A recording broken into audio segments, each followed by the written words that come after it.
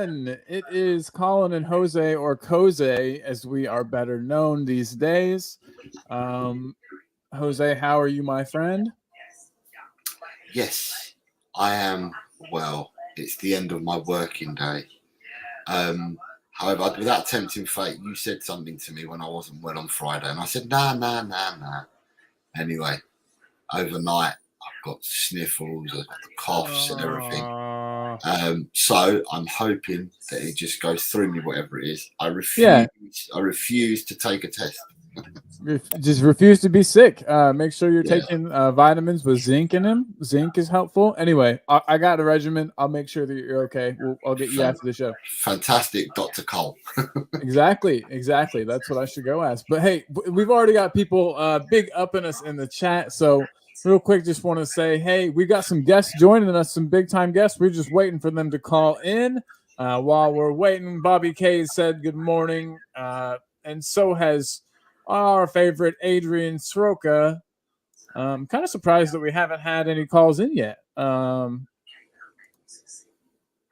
there should be some soon. I had a feeling. Do you ever just have a feeling the phone's gonna ring and then it rings? Hold on, let me grab it. Hello? Yeah, Ellie. Hey. Yeah, of course. Here I come. Here, I'll let you in right now. She can't behave herself, though. Hello, lads. Ellie's here. Yay, I'm happy to be here as well. Happy to have you. Happy to have. We've missed you. Yeah, it was weird. Yeah, it's whenever you're not here, it's weird. We're like, where's Ellie? Yeah. Where's Ellie? Everybody in the chat missed you too. They all do. I love it here. Hey, with Call and Jose. Jose. Exactly. Jose. We're just waiting on our last guest to join us. Woo. Let's see who we got. I swear I'm a psychic, I think. Hello? Yes, you're here. Awesome. Great. Okay, we'll get you in. Everyone's going to love seeing you. This is great. I'm excited. First time on the show. It's Mia from Spurs Between the Lines. Mia. Hey, guys.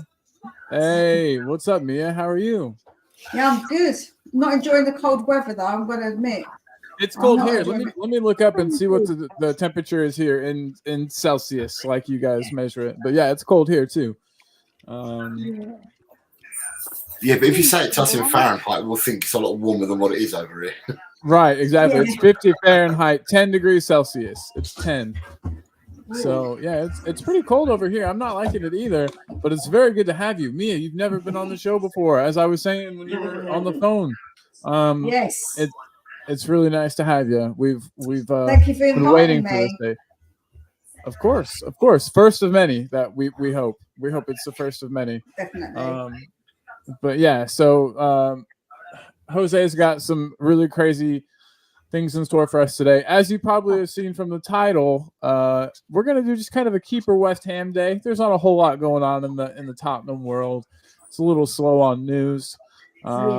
We might sprinkle a little bit of news on there, like Salt Bay, just kind of sprinkle some on there. But just bits. Can I ask you a question? Guys, looking at the thumbnail, you had to pick a picture of me with a beard. You loved it, right? I'm just making sure. I didn't understand who it was at first. I was like, "Who's that?" Oh, okay. You did look quite different. I know. I had to go tropesing through your. So hey, everyone, just to let you know, if I'm making a thumbnail and I need your picture and I don't have it, I'm just gonna go through your Facebook and look at all your profile pictures until I find one that works. At least you picked a glamorous one of me. You were super glam. Isn't that called stalking, Colin? I'm a bit concerned. It's a bit stalkerish. The laws are different here, so I think I'm safe. But no. I don't have Facebook. Just saying, I don't have any Facebooks. Wait till you start saying, Mia, can you ping me some photographs from WhatsApp? Now I can just clip this show though, and then cut you out from down there. I got it. If I ever need your. We can send some British cops over to knock on his door. Oh man, Yeah. that would be scary. Yeah, All right, send some sir, international what are you coppers up over. to? They have the batons. I can see it. I can see it. We've got all kinds of people in the chat though, you guys. And one thing we do on Talking Ball before we get into the games and even during the games, of course, we like to get everybody in the chat's comments up. Adrian Sorkus says good afternoon. So does Mia. Who's this Mia lady? We don't know her. No. Wink, wink. Don't know her. Here we go, says Julie, who happens to be my mom. Big up Colin Jose, says Mark the Sheriff Cousins. Oh yeah, she was making fun of my doctor skills. Colin, amateur doctor. Yeah, I make sure that if you start to get sick, we got to nip it in the bud right away. So Mama Colsey. exactly. Yeah, But she's excited. She's excited to see you, Mia. You got Mia. Yeah, I'm a big fan of your mum's. Lovely lady. I think you guys are big fans of each other, so that works out well. Mark Cousins is big up in you ladies as well. And then Leo says, big up my homies. Yeah, big up Leo. Much love. Screen grab, exactly. Mom was thinking the exact same thing as me about grabbing the. She's come from a smart lady. Mutual admiration. That's a beautiful thing. I think it's a mum thing, right, as well. Motherly love. Yeah, and that's what we're all about here on Talking Ball is mutual admiration, everybody loving everybody, and just being friends. And speaking of loving everybody, we all love all of our players, past and present, but soon we're about to have to make some hard choices. We're gonna have to pick some. We're gonna have to take two Spurs players, pit them against each other, and choose one to keep and one to banish to West Ham. Those are the rules of Keep or West Ham, the internet's favorite Tottenham game show. Out of 3 people polled, all 3 of them said, yes, it is my favorite Tottenham game show on the internet. And with the sample size like that, it's undeniable. Was the people you, Jose, and your mum by any chance? Yeah. I wasn't asked. So I wasn't asked. I could become the 4th. See, I could have 4 out of 4 people. So this is great. Yeah. So this is. It was me, my mom, and my wife. Okay, if you have to know, Beth was a vote. Big up, Beth. Exactly. So if with that said, I said, we have some tough ones today. Just before we go on to it, is there anything we need to? Is there any chat at all about Tottenham today? Nothing whatsoever, is there? Really, nothing. There's movement of the games, isn't there? There's the rearrangement of the games. The rearrangement of the matches. And then I forgot Liverpool were successful in their appeal for the replay, so we're playing Liverpool again. I was seeing how serious I could sound and see it, but I can't do it. In about 900 years, that's when we're going to replay them. Next season we'll replay the exact same fixture. Yeah. The rearrangements of the games, is that to say that we're on for 5 Mondays on a trot or something? Something like that, yeah. It's like Friday we got Fulham. Monday we got Fulham. Friday we got Crystal Palace. Yeah, we've got 2 games in 5 days. 3 days rest. That's so bad. Well, it's a good job Sonny got rested and Kulu got rested and Van der Ven's only played 10 minutes and the Doggies only played 13 and long may it continue. So there's only a couple things that I would like to talk about Spurs today before we get going. First thing is, have you seen that video that's popped up of your boy Alejandro Valith? No. Imitating so this is back at his time at Rosario. It looks like that's what he played for, right? Yeah, Rosario Central. Yeah. And they were playing a tough match, and there was a guy on the other team threw on goal, and your boy Valith whistled and imitated the referee's whistle and got the guy to stop in his tracks. A defender got to the ball. Relief didn't get punished. The referee didn't catch him at all. And the other team's coach went nuts. Of course, rightfully, but just went crazy. And I just think I'm excited because we might have another shithouse on our hands. I absolutely love that. Yeah. Great. I love it. Yeah. I do too. If it happened against us, of course we'd all be angry. But when they play for your team, it's really nice to have that little extra advantage. I think that you get from a shithousey player. So long may it continue. That's why I said I like Lamella, because he was one of those players. I absolutely love Lamella you. for that. You've got to love you, Mia. Yeah, so does my mom. So you're even extra in her good graces. Lamella was our favorite player whenever he was here, and people would be like, "What the hell are you talking about?" But I'm like, "No, you don't understand what he does off the ball, what he does to anger other players, how much he winds it just them up." goes. I reckon that all the time he played, every time he played, I reckon he said stuff under his breath, like to upset all their. I swear, he probably said stuff about their mums, about their sisters. He don't care. He's one of those who does not give a damn, and I love it. I'm like, oh, I love it. Smack that Arsenal player in the face. Get away from me, you little girl. He stepped on Seth Fabregas's hand. It was great stuff. I know that's bad sportsmanship, but I love it.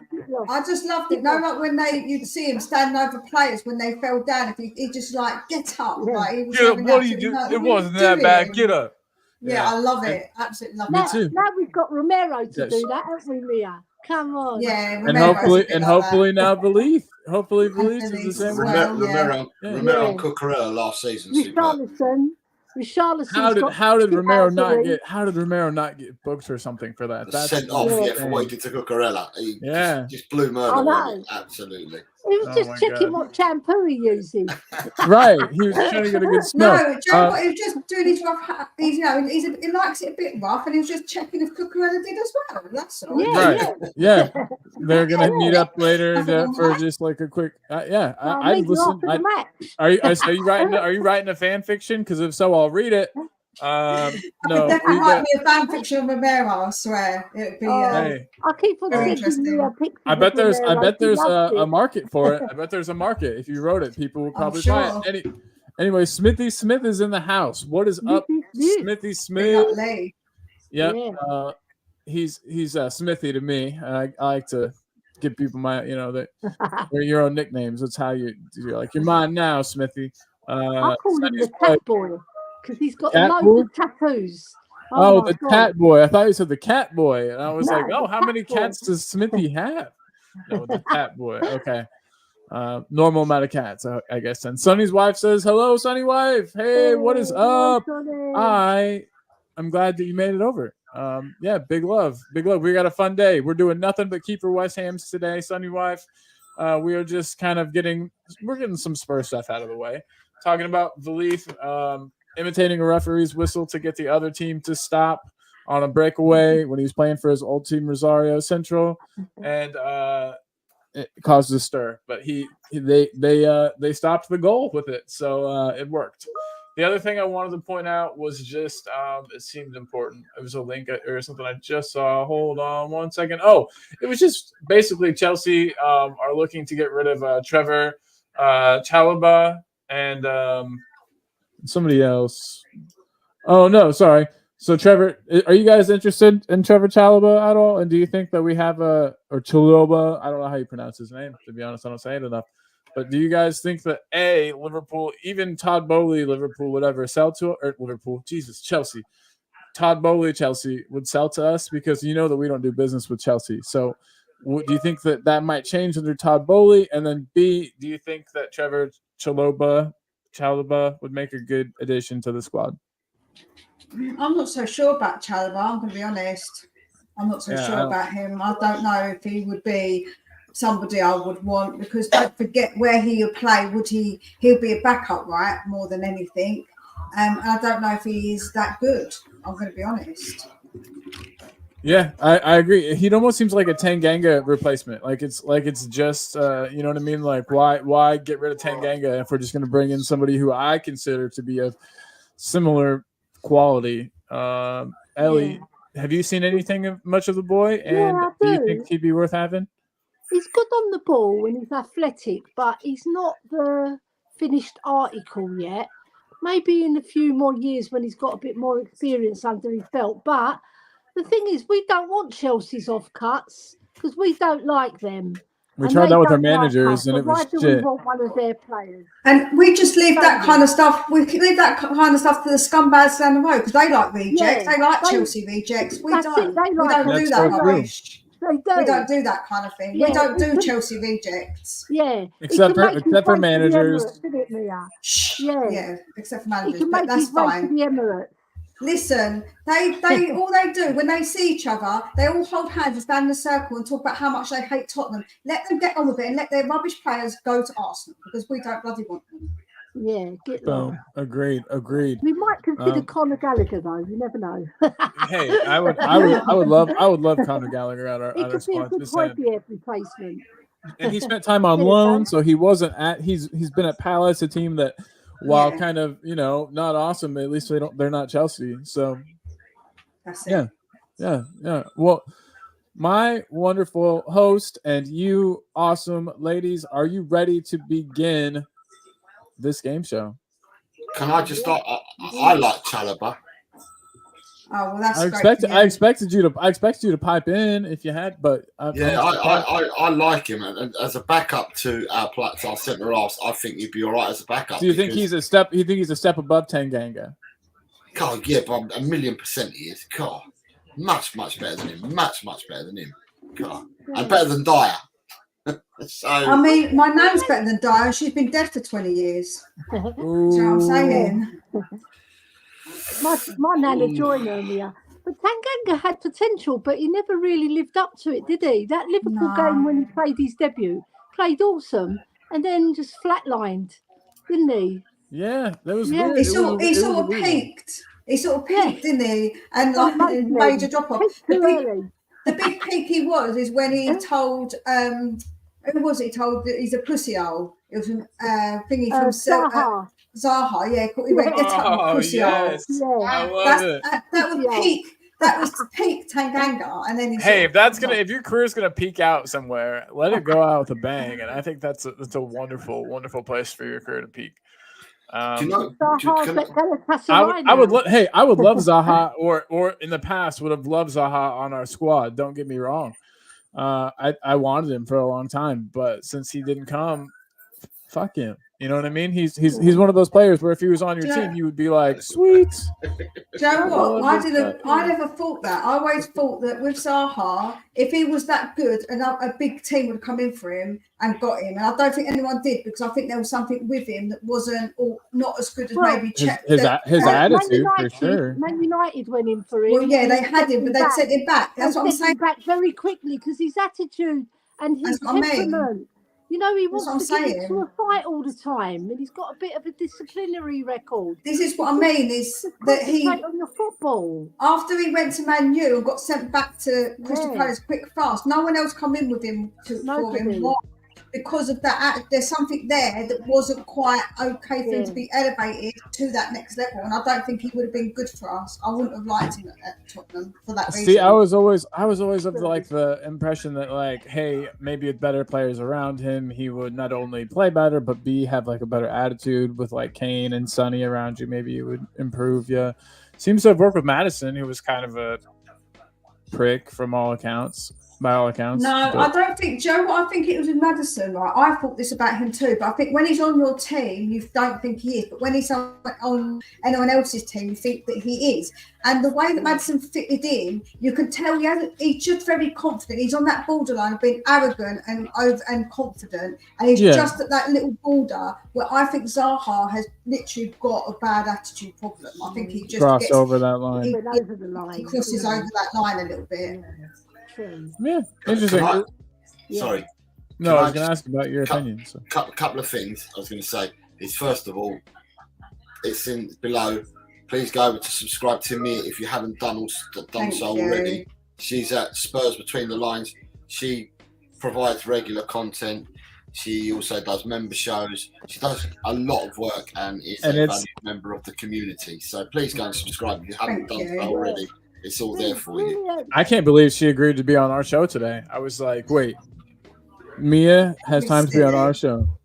Don't be ridiculous. Joe, I think that we should all have one love for each other and we should all help each other out. It doesn't matter how many subscribers you've got. we should all help each other out. So when people on my channel and I see they've got their channel in the chat, I say to people, go over, please subscribe to everybody because it really does help.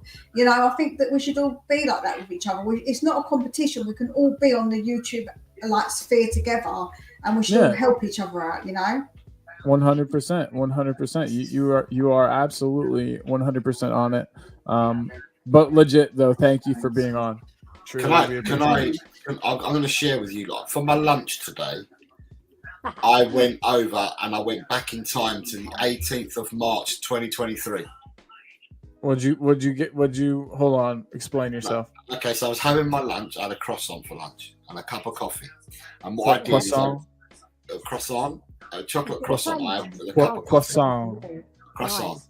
And then I went back and I looked on the internet. I went on the internet and I typed in a topic I wanted to look at, and the date of the topic I was looking at was the 18th of March 2023. It lasts 9 minutes and 57 seconds, and for me it's one of the pivotal moments for me in Tottenham's history. What's that? What? I'm excited. Conte's blow up. I went and listened to it again, and I just thought to myself, because I haven't heard it for months, so I thought, let me see, and I went and listened to it today, and I just thought to myself, mate, the guy was bomb. I only heard it one time. What? I mean, can you give us a synopsis? I know that he dug everybody out and kind of had a go at the team and said that Tottenham are used to, this is Tottenham's way. This is the way at Tottenham. They don't play under pressure. They don't. My Italian accent. Sorry. Well, I'll give you a breakdown of what he said. He said it's everyone else's fault, but it ain't my fault because I'm Conte. Basically, that's there. He did turn around. He did turn around in his interview and he said the club pays me, the club pays my coaching staff, but it's all the supporters' money. The supporters' money pays me, my coaching staff. It pays the club, but it also pays the players. And he was like, but all the managers come and go from here, but the players remain the same. And yeah, it was about not wanting to put effort in and, you know, stuff like that. I just thought to myself, I'll listen to it all over again today at lunchtime, and I found it brilliant. It's a well spent 10 minutes. Have you seen his quotes recently when he said he wants to go to a team that wins stuff?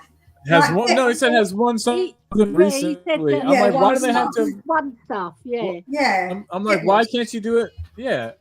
Yeah, respectfully. We won stuff, but maybe not recently. But respectfully, go on. You can say whatever here. There's a film called Secret of Lies, right? And it reminded me of that, of everybody round the table watching him, and he's spurting out all these secrets that Spurs have got, but they weren't a secret because everybody knew everything he was saying. Right, but he didn't throw himself under the bus like Mia said.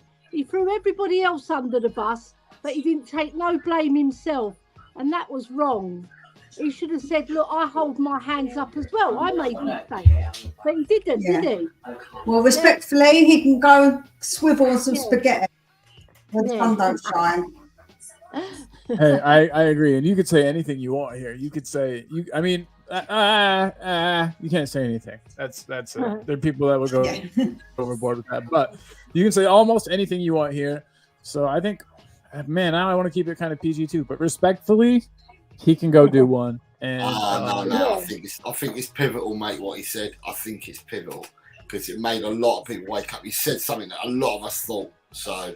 Yeah, no, you're right. He gave him a kick up the jacksie. But how come a manager was allowed to? How come a new manager came in and got more out of the same players that exactly? You know what I mean? That's my only thing is that. Well, you say the same players, but they're not the same players because he hasn't been playing the same team, has he? But don't forget, he had the Suma, and he didn't play the Suma, he didn't play Sarr, and look how good they've been. So I'm sorry, but he didn't. He blamed everybody else because he thinks that. He should be this big manager that has this, because he's got such an ego that they should play and that's it because he's that manager. He didn't ever coach any of our players to get better.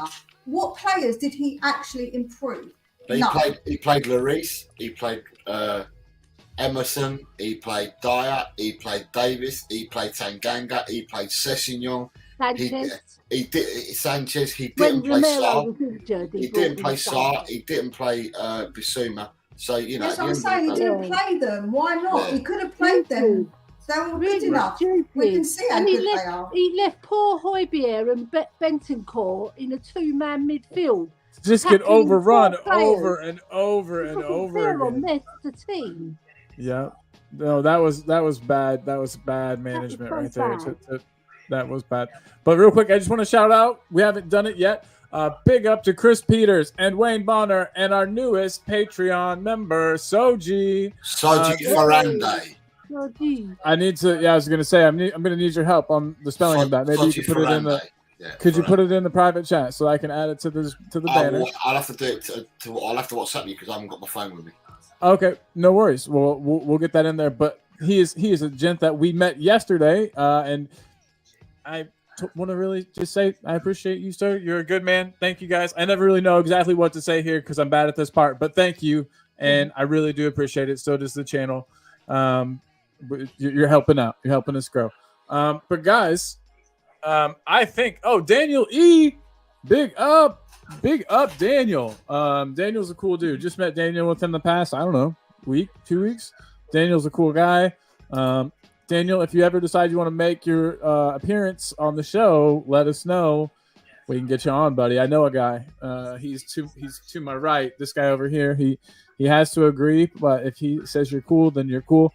Anybody, if you'd like to donate to the Patreon or become a Patreon member, I guess I should say, there's the link right there. It comes with cool stuff, including a shirt and a bracelet and a chance to be on the new Talking Ball game show I'm working on. It's a find love type game show, so for any single Tottenham fans out there. But anyway, we'll talk more about that later. It's going to be a good time. It's called Spurned. It's in the works.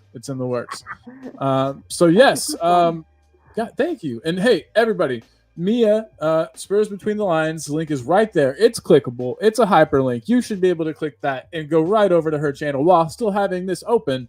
So really, there's no reason not to. Go over there, click that, click the subscribe, click the bell, click the like on all her videos, and then come back here and play some Keeper West Ham with us. I think that's all the housekeeping and literally all the Spurs news because there really wasn't much today. And in the meantime, if anyone in the chat wants to ask any questions of any of the panelists, then please mark put down Q for question, mark it as a question, and we'll answer anything that you put towards us. 100%. That can happen at any time during the show. We'll start them and then we'll keep them for the end. For sure. 100%. We will get to everything today. As always. Ladies as well, they won 3-1. Woo, come on. Yes. You got to talk to us more about that later. But no, we'll get that. But the Spurs ladies, 3-1. Good deal. Come on. Are you guys ready for what some have called the best video in Spurs YouTube history? Yes. Especially those who watch Gavin and Stacey and know who Dave Coaches is. Did you look it up, Colin, yesterday? I did. It's amazing. Okay, because I don't watch Gavin and Stacey, so I don't know who you're talking about. So I'll have to look it up. I'll put a picture in here. Yeah, it's when he's in the when he's in Gavin and Stacey's in that video with that moustache. Yeah, it does really remind me of him. You need to get the shirt, like I tagged you this morning in the group chat. You need to get the shirt to match that he's got. Whoa, are you guys best friends? Look what my mom just said. See, she loves Gavin and Stacey. You guys need to be best friends. With that in mind, let's see how much the resemblance is there.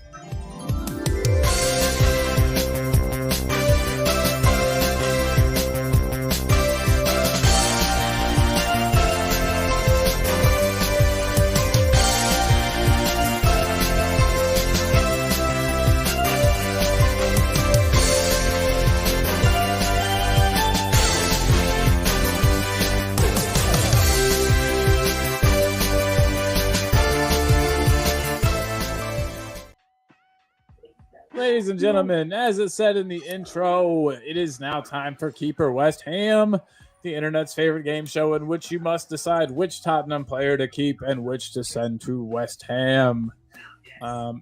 This is in their primes, and Yeah, there's no backing out. You can't say oh neither or oh both. You have to keep one. Send one away.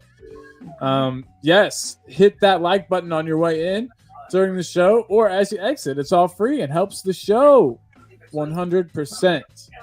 And please subscribe if you haven't already done so. Your subscriptions are what help us know that we're doing a good job. You like the content. And then some lovely lady says, "Hi everyone, all you lovely Spurs fans tuning in, smash the like button and please do subscribe if you've yet to. Your support is so special to us and very much appreciated." Boom. Absolutely. And it also tells YouTube that you like us. So if you like this channel, you must do it because it tells YouTube. Then it tells other people. So that way, lots more people can find Colin and how amazing he is and how much he looks like Dave Coaches from Gavin and Stacey. Right. I love it. If I do just the mustache, it's perfect. It's spot on. That's hilarious. Yikes. Now, okay. I'm trying to figure out where we're going to start here today, but I think I have a good one to start with. Let me put these. I didn't really put them in any order, a little bit of an order, but we'll go with this one first. Jermaine Defoe versus Robert Keane.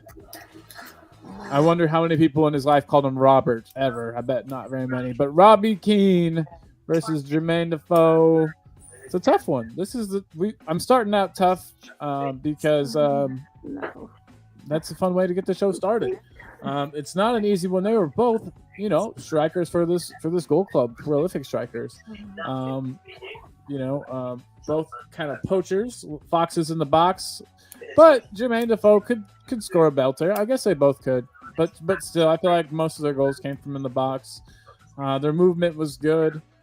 Jermaine Defoe couldn't stay onside during his second stint with us, but that's its own problem. But like I said, we're talking about in their primes. So yeah, guys. Jose looks like he's not sure who to pick. No, it was me.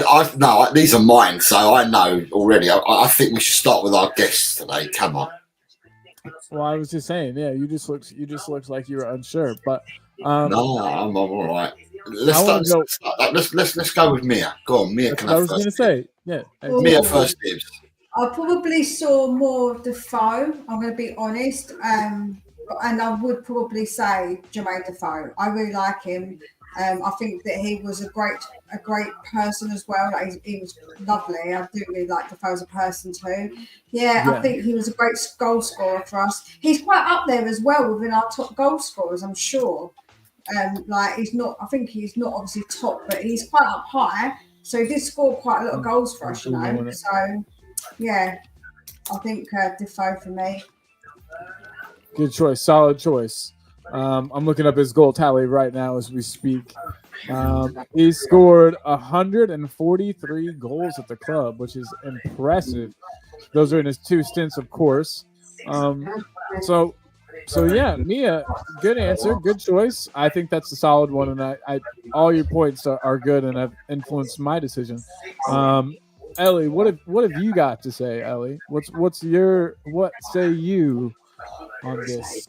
I feel sick having to choose. I really feel sick. Oh no! I'm going to cover my face as I say it. I know it's a sad one to have to choose for sure. It's so hard because I love them both. They were both fantastic strikers.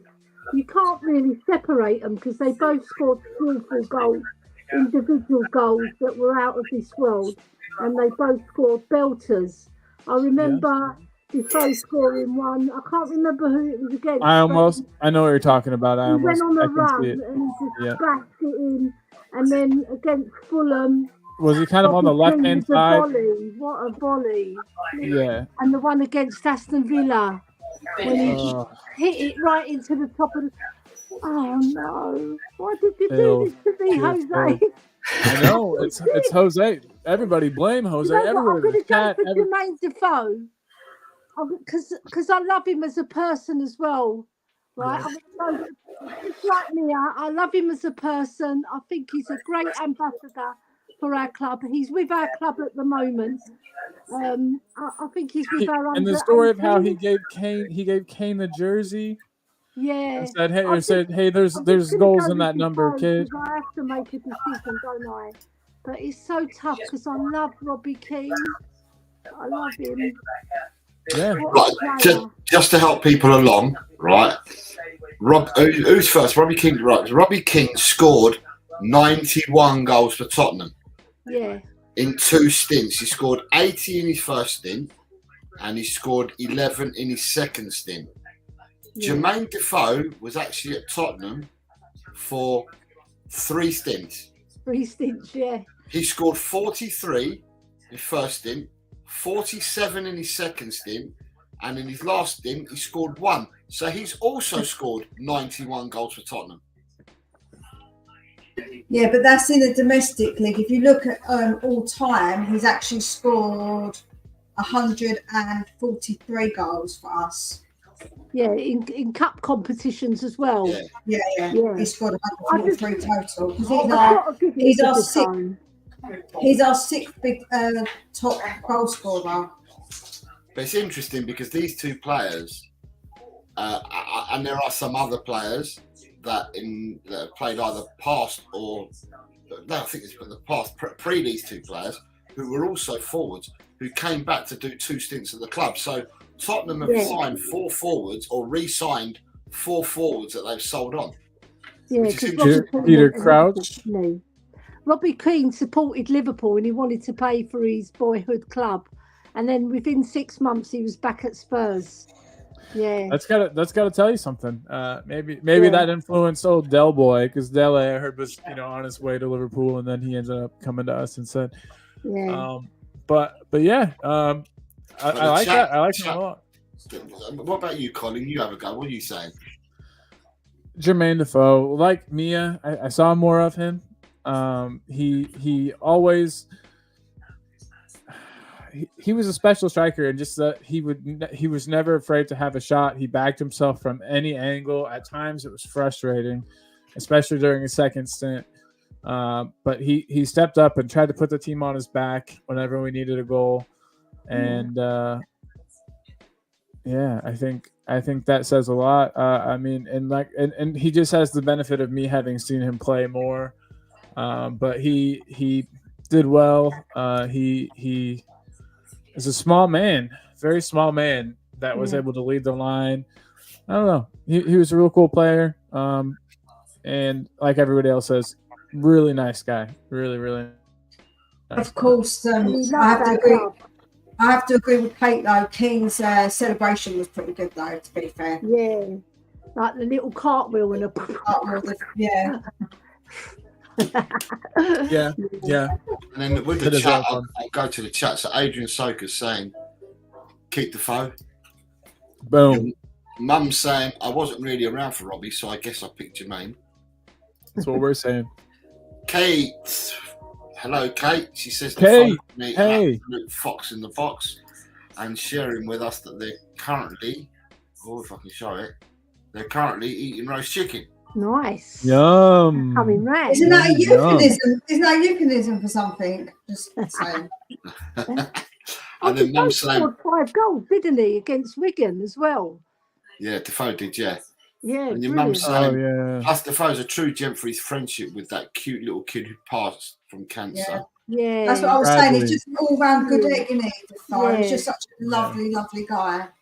The sheriff is saying that I'm taking the piss. I can't wish either on West Ham. You know what I mean, Sheriff? You know. Mark, Jim is saying keep Defoe too. Hello, Rich. New to the channel. Rich, yo, hey, very glad to have you here, Rich. Very nice to have you. You're always welcome. We're always getting everybody in the chat involved. So. And Rich says, Keane edges it with his partnership with Berber. And that was such a good partnership. It had the elegance and ease on one side, and then you had the workhorse fighter on the other. With Keane, I think that is a very unique and it was a great partnership. So yeah, nice answer, Rich. But Keane was a good footballer as well. He wasn't Yeah. just a striker. He had a brain up there as well. He was a good footballer as well. So I was he was Am I edgy doing on him? Am I doing him? football. Am I Yeah. selling him short a little bit? no. I'm just saying that Keane No. was a good footballer as well. Yeah. Apart from Yeah. scoring goals, and he was a good footballer as well. He had a good footballing brain on him. I'm just saying I wouldn't fight him, I guess, but I would fight Berbatov. You know what I mean? I guess. He scored a lot for Ireland as well. Bloody hell, did he score for Ireland? He was fantastic. He was a fantastic footballer, dribbling. That goal against Leeds. Oh my God! I don't know Wait, how he and did this it. is Keane. This is Keane we're What? talking about here. I'll have a look. I'm Yeah. gonna look up the Leeds goal right now while we talk about Look it. up the Leeds goal. It was fabulous. Oh And my we've got God! Mark Cousins saying, Jose, you're evil man if you came up with this. Mark, you wait for some of the others I've come up with and what we've got You coming up. really are. You You really are got getting no those idea. devil. You've got no idea what I've done today, I tell Jose, you. you're getting those devil thorns on us. Well, it gets people engaged, it gets people talking, so and that's Yeah, what it's it's all hard about. though. It's hard because we Your love them mum's both. saying, your mum's saying, holy cow. Thank you, we've got a mod who's better than me. He says that the link that I posted for me it didn't work, so he's now put, I think I must have taken the one out when I put it up. He's now Oh, reposted the link, Thank you, Tot Spurs. so everyone's Oh, Spurs. Well done, Yeah. Top Yeah. Spurs. Thank you. Asked specifically to be a mod just to be helpful like this. We appreciate you big time. Thank you for your help. Couldn't do it without you, buddy. and here's your friend. Jula, y'all call. Drula, Jula, what is up? Can I just let you in? I'll let you into something, Drew. Like, you're in his good books because he loves it when you say y'all. That's all you gotta. That's all you gotta do. I never said it. It was a word I never said. I moved just barely south, like an hour south. But I'm in Indiana, right on the border of Indiana and Kentucky now, and so I get a lot of the Kentucky people come my way, and I hear y'all all the time. And the first time I said it, I was like, "Fuck, I don't want to start talking like this." And then I thought, you know what? I'm just gonna lean into it, and that's just the way I talk now. And so, yeah. This is it for me. I don't doubt it, Kate. I don't doubt it. Yeah. Jim's eating with one eye. That's what- Music. I bet, I Jim. like a Jim, spit roast as well. I don't You give know a us shit. Scots, we're good at spit roast, aren't we, Mia? No comment. We're good at no spitting. comments from me. That's why, yeah. Oh, Jula, that's why she said it. Is because, yeah. Yeah. And then your mum is saying embrace the hillbilly. Embrace the hillbilly. You've got to. And you then know, we why have fight beer it? talk. Beer talk. What up? Me- Beer talk in the house. You don't want to embrace the hillbilly too much, though. There's a No, bit it's of like that. there's like a line and you don't want to cross it. It's sort of Yeah. like that arrogance and confidence thing you're talking about with Madison, but it's hillbilly, and you know you got to flirt with the line. You can say a couple hillbilly things just to be funny. You just don't know your cousin, do you know what I'm saying? Like, Colin, I was named after Ellie Mae on the Hillbillies. Yes, You know my real name's Alea. yeah, right.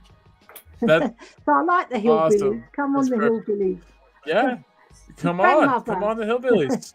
Yeah. So beer talk is Exactly. Yeah. Beer talk was just checking in morning light peeps, and then he says, "Y'all say Y'all hillbilly, say- and I show up." Yep. We all. Hillbilly. Y'all showed up. So did you know, guys, that the real hillbillies will use y'all as a singular? So they'll say y'all to like one person. They'll say what, like Jose, what are y'all doing later? And then all y'all is plural. All y'all, like, so it would be the whole chat. So all of if you, I was yeah, talking all to of you, all y'all. Yeah. what are all y'all doing? But one person can be a y'all, and many how people. can it all be? y'all. Because it's short for you all. You all So how Right. can Yeah. hillbilly rules, Mia. I don't know. Y'all. All y'all is plural. See. Yes. it Oh, just makes no yeah. sense? See, No, we, give but- we give education on this channel. It's not the first It is. time. It's It's not all the Or the Yes, last, to me. not the first or the last. Right, so going back We're to special when we people. were in Samir. keeping West Ham, we'll have to say then that Yeah. for the first one, it appears that Defoe got the favour. And it looks like there's a couple people in the chat that didn't get to see. Weirdo.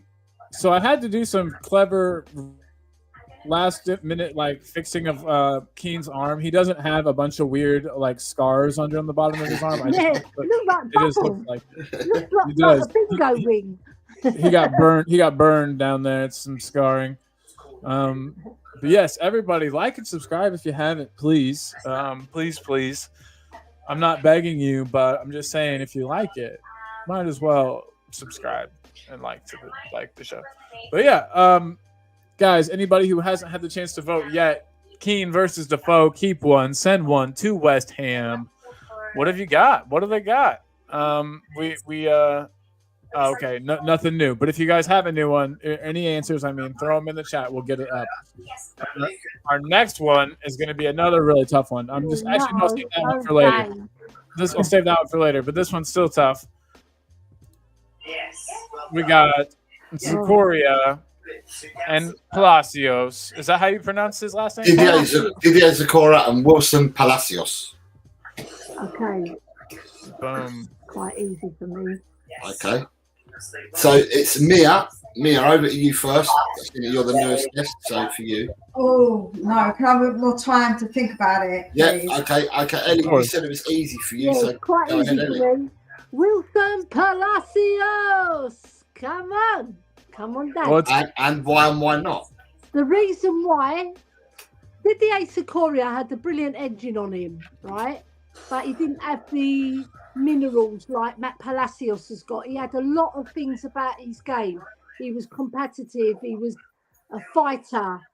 He reminds me of Højbjerg. That's why I like him. He wasn't the most technical player, but he'd get stuck in. He was like a warrior in midfield, would fight for every ball. Whereas Didier Zakaria, he was more of a runner. He'd pick the ball up and run at defences, but he just didn't have that end product. Whereas Palacios, his passing was pretty good. He'd moved the ball very quickly. But you know what? It's a hard one as well because they're both good players. But I think Palacios pips it because he had more about his game than Zakaria, in my opinion.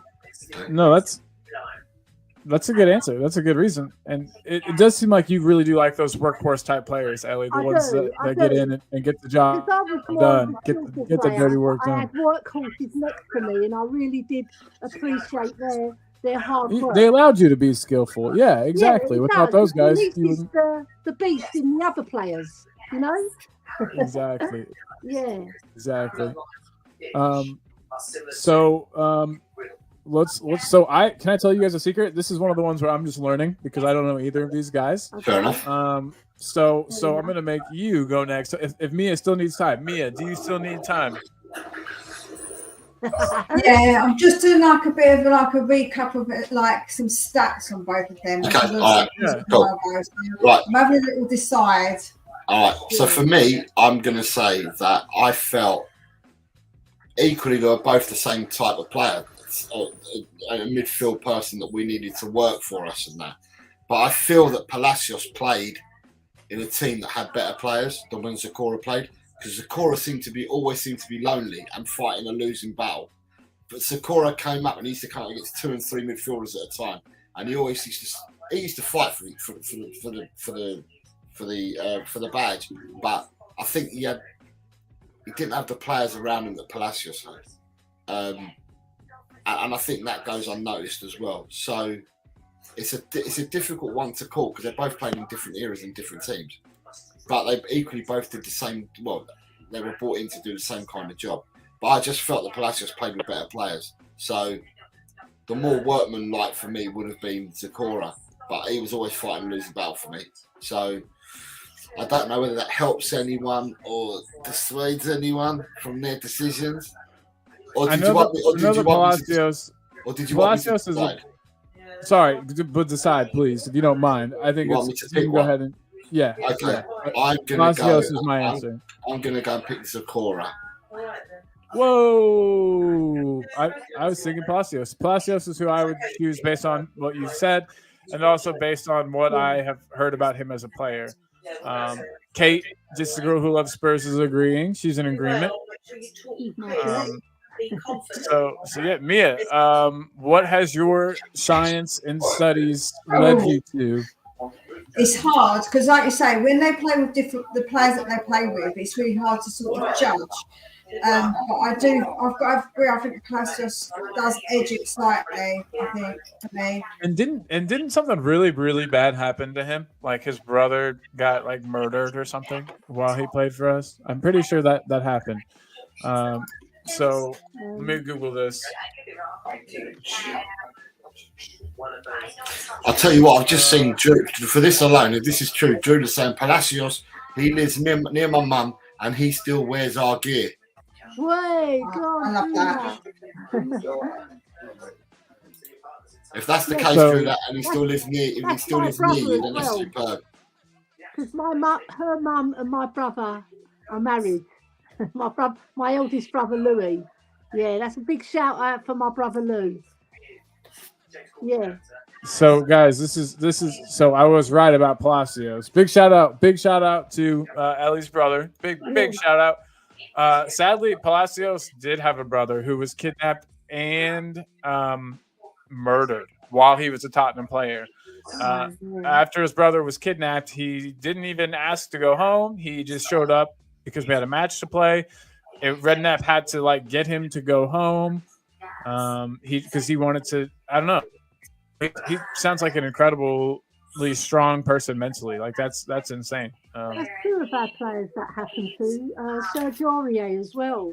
Yeah, I forgot about that. Yeah, sad. that's truly tragic. Truly tragic. So Yeah. just for that alone, and the fact that he battled on and still played for us, and it didn't like derail his entire life, I'll say Palacios, because that takes some mental strength. That could set you on a bad path forever, and I wouldn't even blame you. You know. So. Yeah. True. So we've got Rich saying Palacios, and he's also saying because of what Drula said. Drula, that is awesome.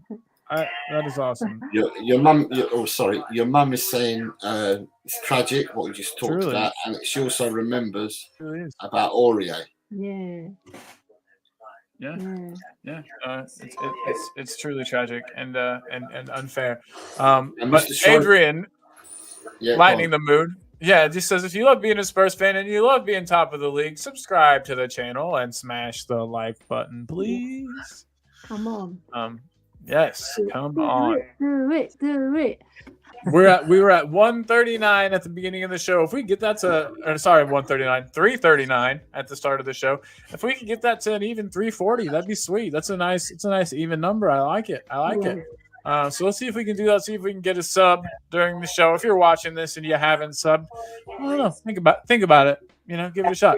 But guys, we have. Hold on. You've got Jim says Palacios.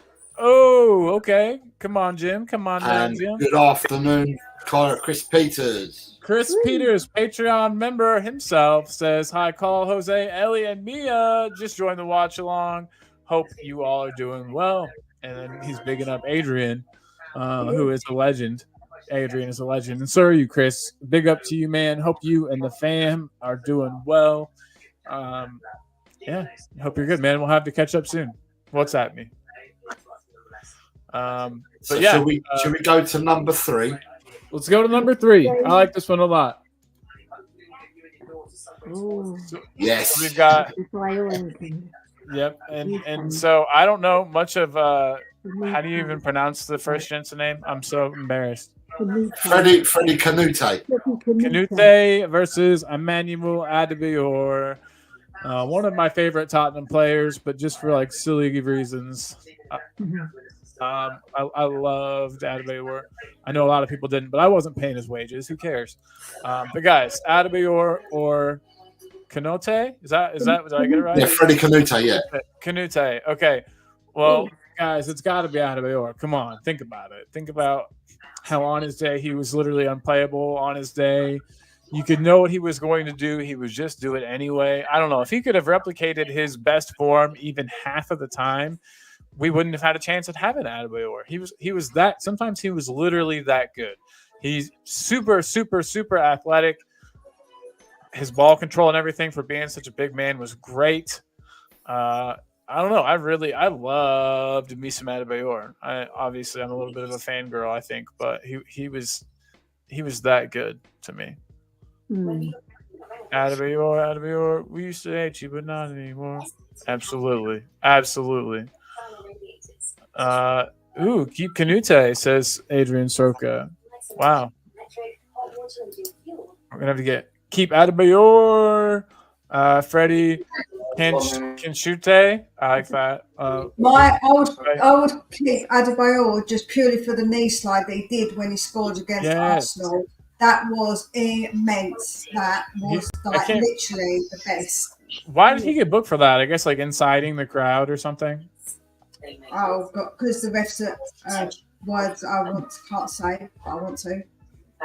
So you've got another one saying Canute stays with top Spurs. Wow, Chris Peters, Canute for me. I think there was some hate against Adebayor, which I get. Like I said, he only tried part of the time. He only wanted a paycheck, wanted a new contract. I get it. Drula's going Adebayor. Drula, yes. It's just the guy who Adebayor ran all the way down the touchline to celebrate scoring against the Scum. Yep, yeah. I think that was when he was with City. I think, but still. Mark Cousins, Addy was good when on loan. Give him a contract, and he down tools immediately. I wonder if it was an on purpose thing, or if it was just like, he just kind of was like, okay, I can relax now. I don't know. I don't know if there was malice in it. You know what I mean? But so Rich says Adebayor Man City celebration. Yes, to keep Adebayor, and Chris is going in hard. Yes. Man. Chris is going in hard. Addy was a journeyman. Yeah, he was, and that's okay. I get it. He was. I message him. You know how Jacob always says that he messages Adama on Instagram. I messaged Adebayor one time and told him he was my favorite Spurs player. And I was like, you should come onto my YouTube channel. And he responded with like, "You're weird" or something like that. That's not exactly how he said it, but he was basically just like, "Dude, what the hell?" If you offered him money, he'd come because he was like that contract man, wasn't he? That's so true. Hey, I'll give you $500 to come on my show for 15 minutes. He'd show up. He'd be there. That's a good idea. You got Kate saying, "Wow, Canute was absolutely shocking, but still better than Richie." If you look at the numbers, you're probably right. Honestly, that is a sad truth. That kind of was that a split for these two, or it was? Yeah, it looked almost 50-50 split. Has anyone on the panel not had a go yet? Because they could send it. Who hasn't had a go? Me and Mia haven't said, have we? No. Mia said no. Mia said for the celebration, I think. Oh, yeah, I said Adebayor. I would pick him anyway because I thought he was a good player. Plus, I saw a bit more of Adebayor. But for me, the knee slide when he went over, when he played for City, absolutely cherry on the top for me. So what are you saying then, Els Bells? I'm saying Adebayor. The reason why I'm going for Adebayor, right? Freddie Canute, flattered to deceive, wasn't really a great striker. But Adebayor, however tall he was, I think he was about 6'9". I don't know. But he was massive, right? Yeah. And I love these 2 goals against Chelsea. I don't know if you remember them, but they were fabulous, right? One where he bent it right into the top corner, right? And that celebration for Man City against Arsenal, that was brilliant as well. But you know what? He's a maverick, isn't he? He was a maverick. I like maverick players. That's why I think I like Maddison, right? But you know what? He was good for us, but he could have been even better if he just had his head right. He always had like he does talk about didn't he? family problems, and you know what I mean. Family members back home using him for money, and he had some demons. I bet too. As well when he was playing. When he went, I think he was in shooting at them. Right, yeah. But the thing is, I think their whole bus got shot up. I forgot about that, Ellie. That was a bad one. He saw members of his team die. And it really did shake him for quite a while. And who wouldn't? I remember seeing that. But he was a really good footballer for a tall guy. He was even better than Crouchy, and that's saying something. On the ball, He could control Right. with one deft touch, right? And then he was off because he had speed. Exactly. His touch, Yeah, his touch, so his speed, I his think strength, his Adebayor- height. You Yeah. can't put Freddie Canute in front of Adebayor. So with that, I think Ellie's made the swing go to Adebayor. So we have Yeah, Defoe, Palacios, Adebayor so far. yeah. Jim's finished eating his chicken because he's just said hi, Colin, Jose, and the gorgeous Ellie and Mia, and chat. And in the chat. There's a lot of in loving going on here, but there's a nice one. Always. That's what it's all about. And there's a nice one here from Chris to Jim. It was lovely to see you for the It was first lovely time to on the see show you. the other day. That was a brilliant show. Yeah. What a Yeah, Jim wasn't very. Jim supporters weren't happy. They said they were cheated out of the win. Yeah. So, although Yeah, that was I'm a bit. good. I only voted Kate Jim because I'm scared for your life in case she chucks you down the stairs. So just saying. That's a good point. That's a good point. He's already. I voted for you, Kate, because I love you. I think even though you are a realist, right? So it's nice to have a little bit of, when you're up there too much. I think you're more in the middle rather than on the bottom. You sort of want Spurs to win the league, but you're being a realist as well. Yeah. Yeah. Which is fair. Yeah. Fair. It is. But One for you, Colin. I like this channel and want to join Patreon, but I'm a bit hesitant. No, seriously, no. What's the word I'm trying to think of? Pressure in the least. Please don't feel like that at all. If you don't want to, no worries.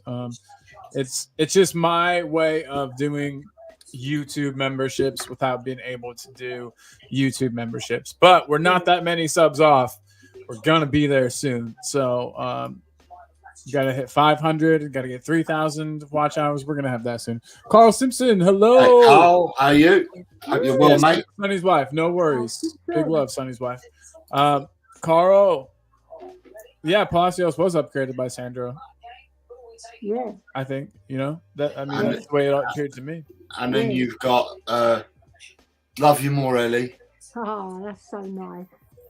And Kate. Jose, give a massive big up to Kate for me, please. Bathed me, cooked me a lovely roast, and just taken great care of me, while I'm incapacitated. There you go. Well done, Kate. Hell yes. Go, Kate. What a carer. Way to go. She's doing a very good job looking after her husband after she pushed him down the stairs. Yeah. What? I'm only joking, Kate. You're doing a great job looking after him as well. So you will obviously get on well. So the fact that she's looking after him obviously is much more difficult. So big up to Kate.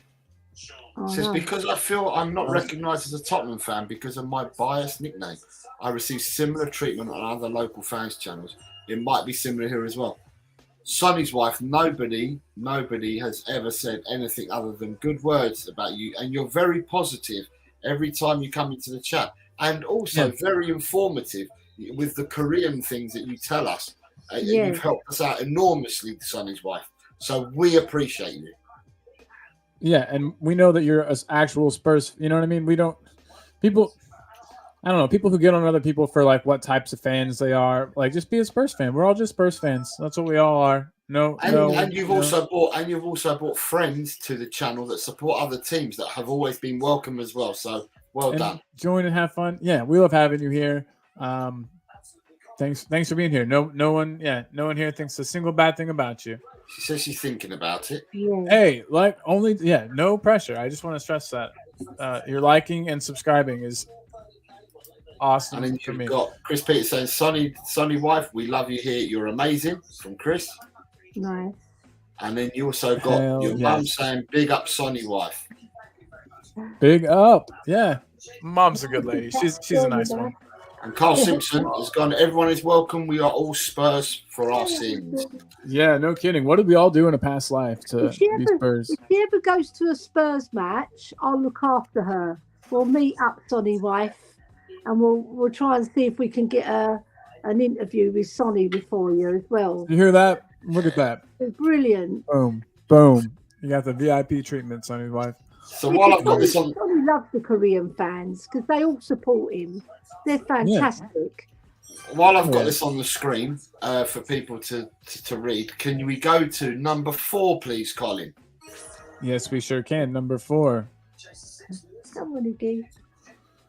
Eric Dyer versus This is a funny one. Ben Davis.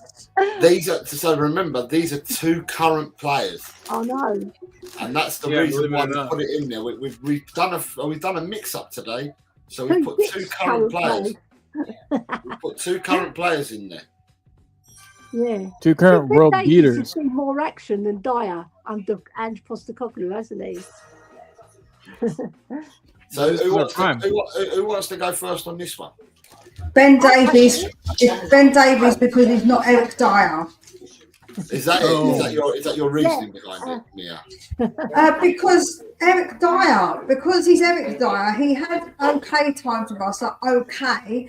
But when you look at him overall, he's just no, absolutely not. Where Ben Davies is a bit of a vanilla player. I always say he's a bit vanilla. He's nothing special, but he's just there. Do you know what I mean? Like he's just a bit dull, but he's all right.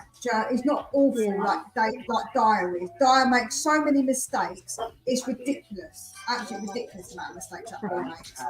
And Ben Davies is a world beater. I don't care what anyone says. That guy, he should be up there for Ballon d'Or next season. And Joe, I think about Ben Davies. It's always the quiet ones you've got to not trust. You know, I think he's got a little his little personality. He comes across like a really nice, quiet church boy. But I reckon he's a naughty boy.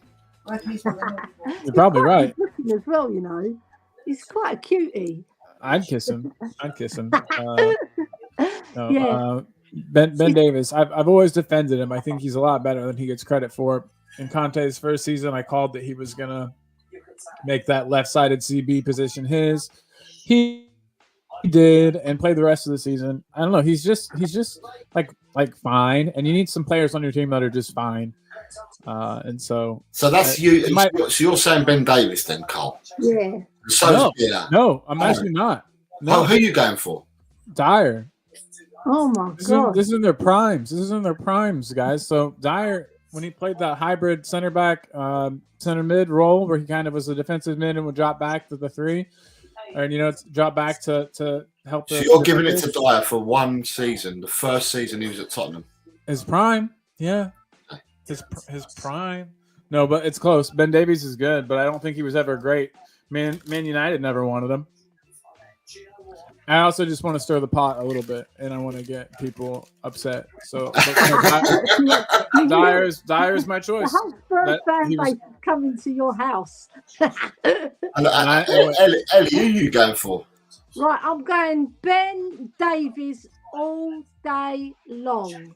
Right, because Eric Dyer, even at his prime, was pretty dire.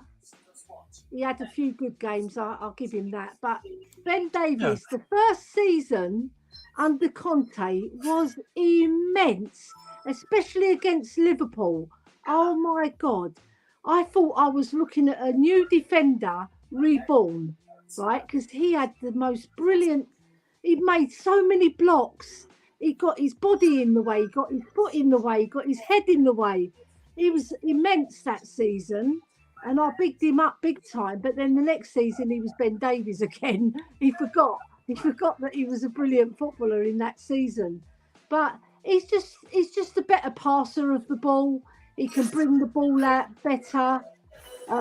He's just a better all-round defender than Eric Dyer. His positioning's better. His anticipation is better. He's just better all round. Joe, what? As a defender, I don't think Eric Dyer's got a defender's brain. He just hasn't got the brain to be a defender. He's just a bit gaulless when it comes to defending. Where Ben Davies, like you say, has got a bit more awareness about him. You know, he's just got that kind of. He looks around a bit more. He's a bit more aware. Where Dyer's just like, I'm going to play me in the net. Oh, never mind. Off my head. I can't put in a tackle. Mia, I picked Eric Dyer just to try to kind of rile some people up. But I'll tell you what. We've got at the moment the panel. Here we go. Look, you've got your mum saying, "Damn you." In their day, I love both. You've got Jim saying no sins this year, only the league title and the FA Cup. Your mum saying, I keep Daddy Davis. Yes. Carl Simpson, Ben Davis wins for me. I will drive Dyer wherever he wants. Yes.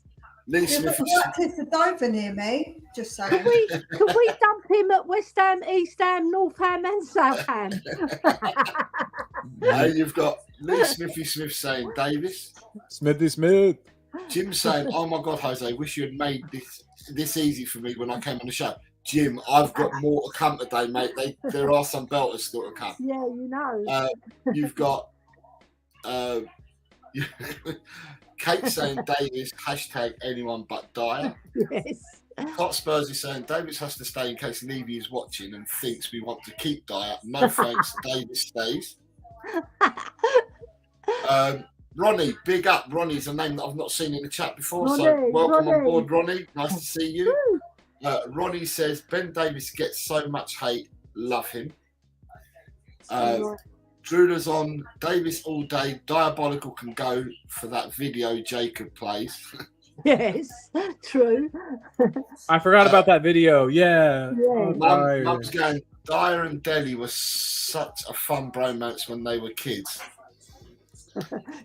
That's true. That's true. Back when they were just little lads, little squirts. Cousins, keep Dyer. Not really. West Ham ain't far enough away. Oh my God. Love it. Said, and being I'll let you say the words. It's coming out of a woman's mouth, not a man's mouth. Jim says Davis all day long. Anything Dyer has done good, you could fit in the matchbox. Davis gives 100% every time he plays on the pitch. I like that. That is so true. He really does. Davis really does leave it all out there. Like I love him as a player.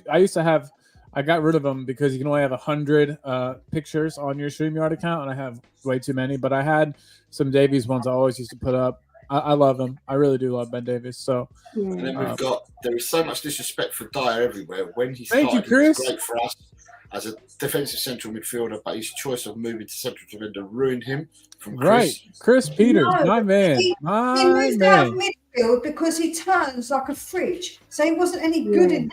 Then it's just as bad in defence. Like a fridge. Yeah. I like that.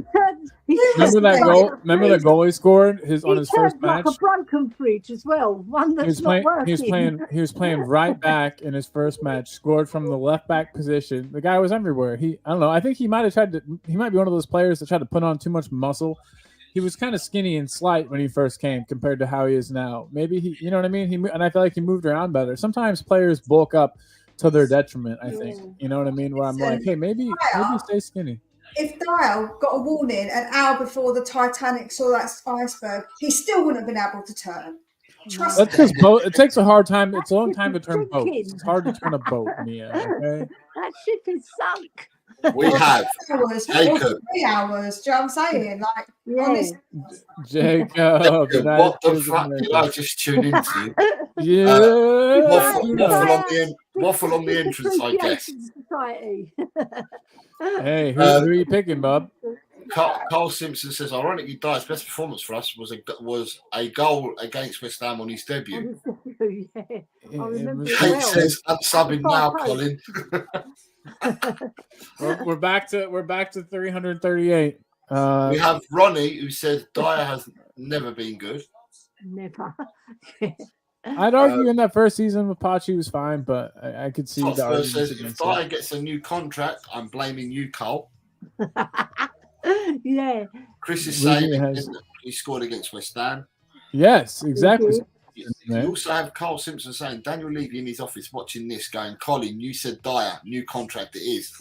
If I had that much pull, well, I mean, I'm sure Daniel Levy watches the show because he and I are mates. But Daniel Coyce always watches your show, Colin. Yeah. Daniel Coyce loves it, Carl. He loves it. He loves it. Himself. I reckon Donna Cullen's tuned in as well. Donna and I don't get along. I accidentally said something to her one night at a big old dinner party. I had a few too many, and called her a mean name. But. And then we have your mum saying, welcome to Ronnie. And, welcome, Ronnie. And Rick says Dyer all day long. And then Ronnie's saying, big up everyone, Coy.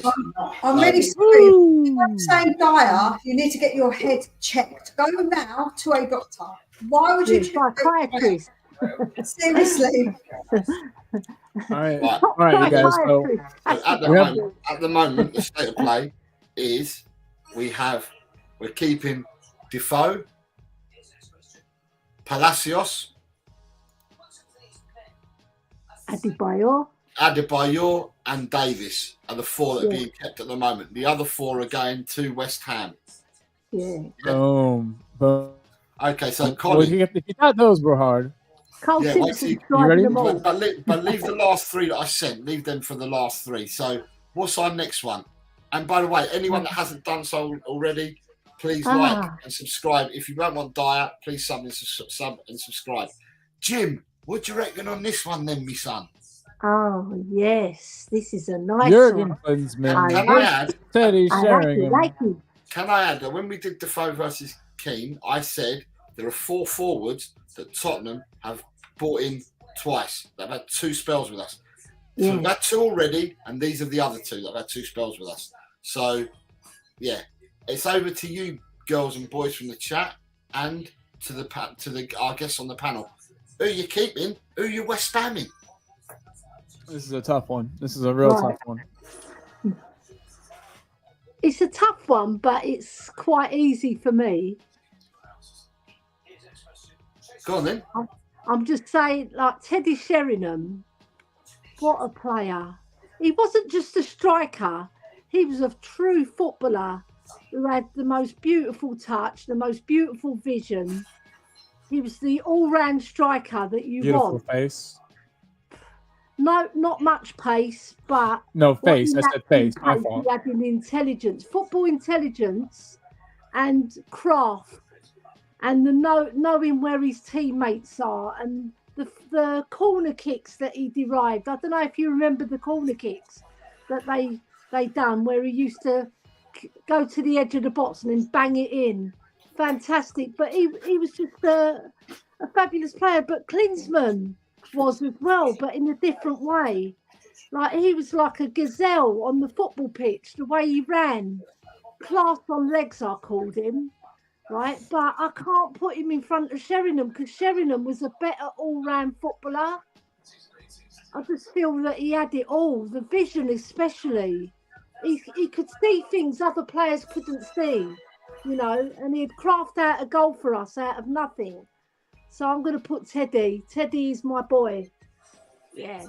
Sorry, Klinsmann, you're going to West Ham. Sorry, Jurgen. She doesn't mean it.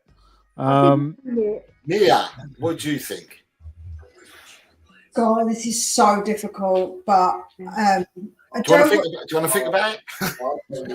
Oh no, because I don't want to make the choice because it's really hard. Okay. But I think that I'm going to have to go. I think I'm going to have to go with what Ellie said and say Teddy, because he's pure intelligence. He was just a class player, weren't he? He was just very classy. And not saying Klinsmann wasn't, but there was something really special about Teddy and his intelligence and the way he was on the pitch, and like you say, his vision, the goals that he scored. Yeah, I think that it have to be Teddy, man. Yeah, it's tough. This is a really Colin, tough what about you? So I'm gonna go Teddy as well. For one, Jurgen Klinsmann kind of gets on my nerves. I know we're talking about them back in the day as a player in their prime, but Jurgen Klinsmann's kind of an annoying dude. I can't look past it. And as they said, Teddy had it all, a little more to his game. I think you're going to pick Klinsmann. I think you're picking Jurgen, but yeah, Teddy Sheringham for me. Just what a man, and he didn't have quite as cool of a celebration, but that's okay. I'll forgive him. I don't have a great reason for picking Teddy Sheringham other than it's not Jurgen Klinsmann. So who are you going for then, Cole? Teddy to stay. That's 3 on the panel. I know, and we've got all the comments here to save you because I know you want Jurgen with Man United. Remember? Yeah. I'm gonna go for, and purely because I've seen a comment, someone's put it in there. I'm gonna keep Klinsmann, and I'm gonna send Teddy, and the only reason is because Teddy did go to West Ham. There you go. There you go. I was like going to keep it like nice and simple because, I love both players, to be honest. And I thought their partnership was absolutely brilliant. For two players to come together, when people talk telepathy, these two boys had telepathy. They knew where each other's game was. They knew where each other was. And it was a joy to watch them both in partnership.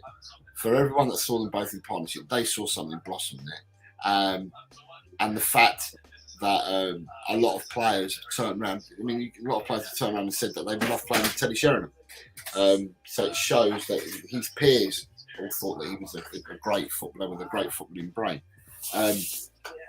Klinsmann, I like the way he rode into town in his Volkswagen convertible Beetle with just a rucksack on his back. And he's just so minimal, weren't he? He's minimal about everything. very German of him. Yeah, very minimal about everything. But I felt that, as a partnership, they were both absolutely brilliant.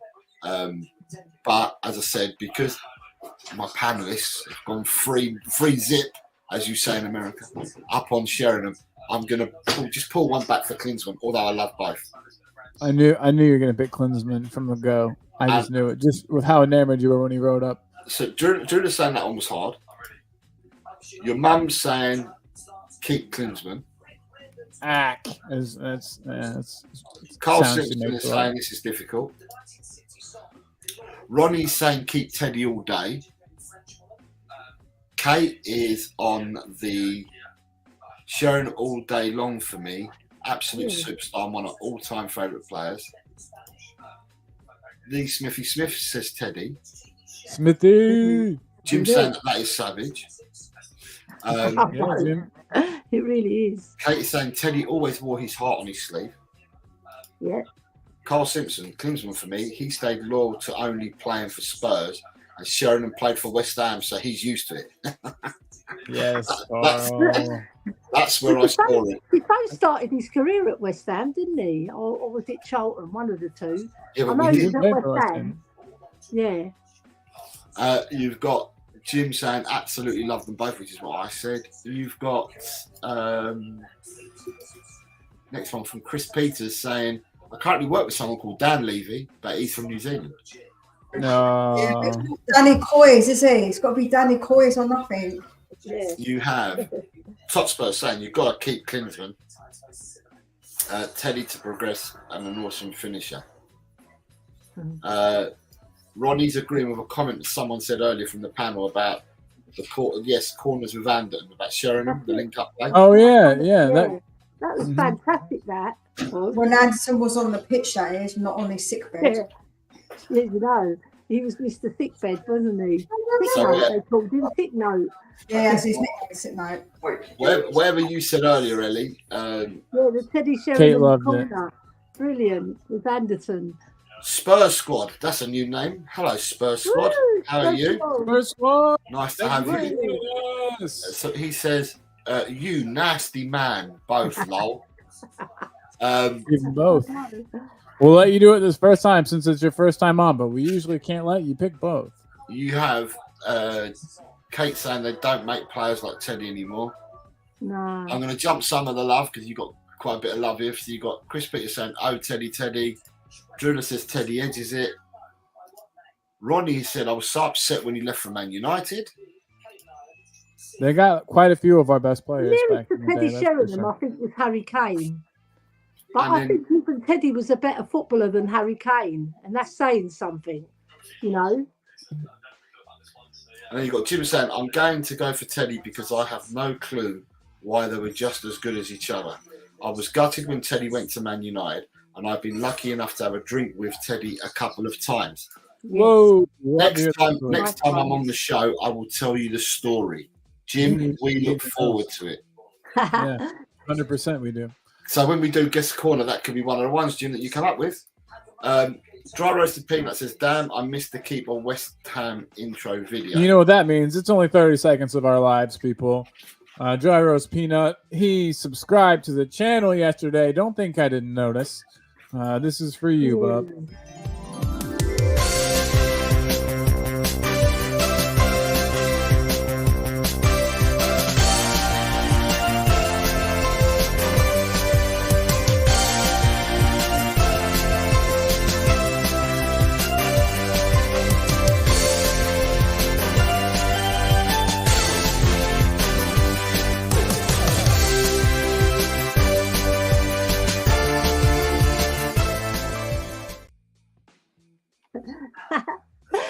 what I like? The rose petals, and then you tapping on the stars like that. So I've put the picture in for everybody. If they don't know who this is, then you can add it in. I'll put in the Bring shares. it up. Bring it up. I want to see who this is. Is this the person from Gavin and Stacey? Yeah, this is the guy from Stacey. That's Does he it. not look like him? I see it 100%, and I'm here for it. I'm Colin's with it. happier. This guy looks moody, man. Colin's happier. looks- Colin's always got Yeah. Hold on. I can be moody. Hold on. He looks a bit more filled out than Colin. Yeah. Is that good? Is that good? Okay. I reckon Yeah. you look a bit like Ericsson as well, Christian Ericsson. I'll take that. Yeah, I'll Yeah, take you it. do. I got It's some. the I got some. Blood from that part of the world in me. So yeah, I'll take it. I'll take Denmark. it. We've Some got Scandinavian. You always look a bit like Casper the Ghost as well. You're almost the same colours that white behind you. I know it depends on if I have. Yeah, I need to figure out my lighting situation. I have a light, but I have it too close to me. But I'm too lazy to move it, so I'm just this color today, and that's okay. We love all colors and shades. Yes, we do. Of course. So- I'm just saying. So Oh, Drew's I know. got both devices on the I'm go. giving you trouble. Drew's watching the England under 21s match, which kicks off in a few minutes, and she's got two Nice. devices going at the same time. Nice. Your mum said, "Yeah, Colin, this dry roasted peanut needs an open replay." Got you. Can't wait to hear your story, Jim, from Julie. Yes, Yeah. 100%. We're excited. It's going to be an Anyway. awesome one, I'm sure. Teddy was Tottenham's first ever player to win the Golden Boot in the Premier League football. Nice. Not surprised. I don't know where this has come from. Oh, Pornhub. it's because of how much I look like a porn star in that video. I know. You've got best video ever from Jacob. What the hell was the banner? Die is so good. It was a joke. I was trying to get people to And freak out. dry roasted peanut said, "It's the slow reveal from behind the tree that does it for me." Yeah. And your mum says, "I've heard the Ericsson comparison before." Yeah, I think you do. And then she says, "Ha ha ha! ha, power runs in the fan." It does. It does. We are all this color. I can't do anything about it. I'm either this or bright red from a sunburn. It's one of the two. And then and then we were five. So now at the moment we have Defoe, Palacios, Adebayor, Hold on. Davies. who? Davies. Davies and Sheringham. Yeah. So number 6. Oh, here we go. Here we go. Oh my God. Okay, so this is one of Jim. I thought you'd like this one. I thought to myself, so we did Dyer and we did Davis because they're still in the squad. So we thought about picking some more squad players that are currently in our squad. These ain't going to be the last ones that we've picked, but we thought we'd make it a tad bit harder. Who are you keeping? Who are you sending to West Ham? Oh no. And Yes, that's a good call. Do you know what? I would not send him to West Ham, but I can send him to my house, and that would be Romero and Dick Van der Ven, just so Romero can come to my house.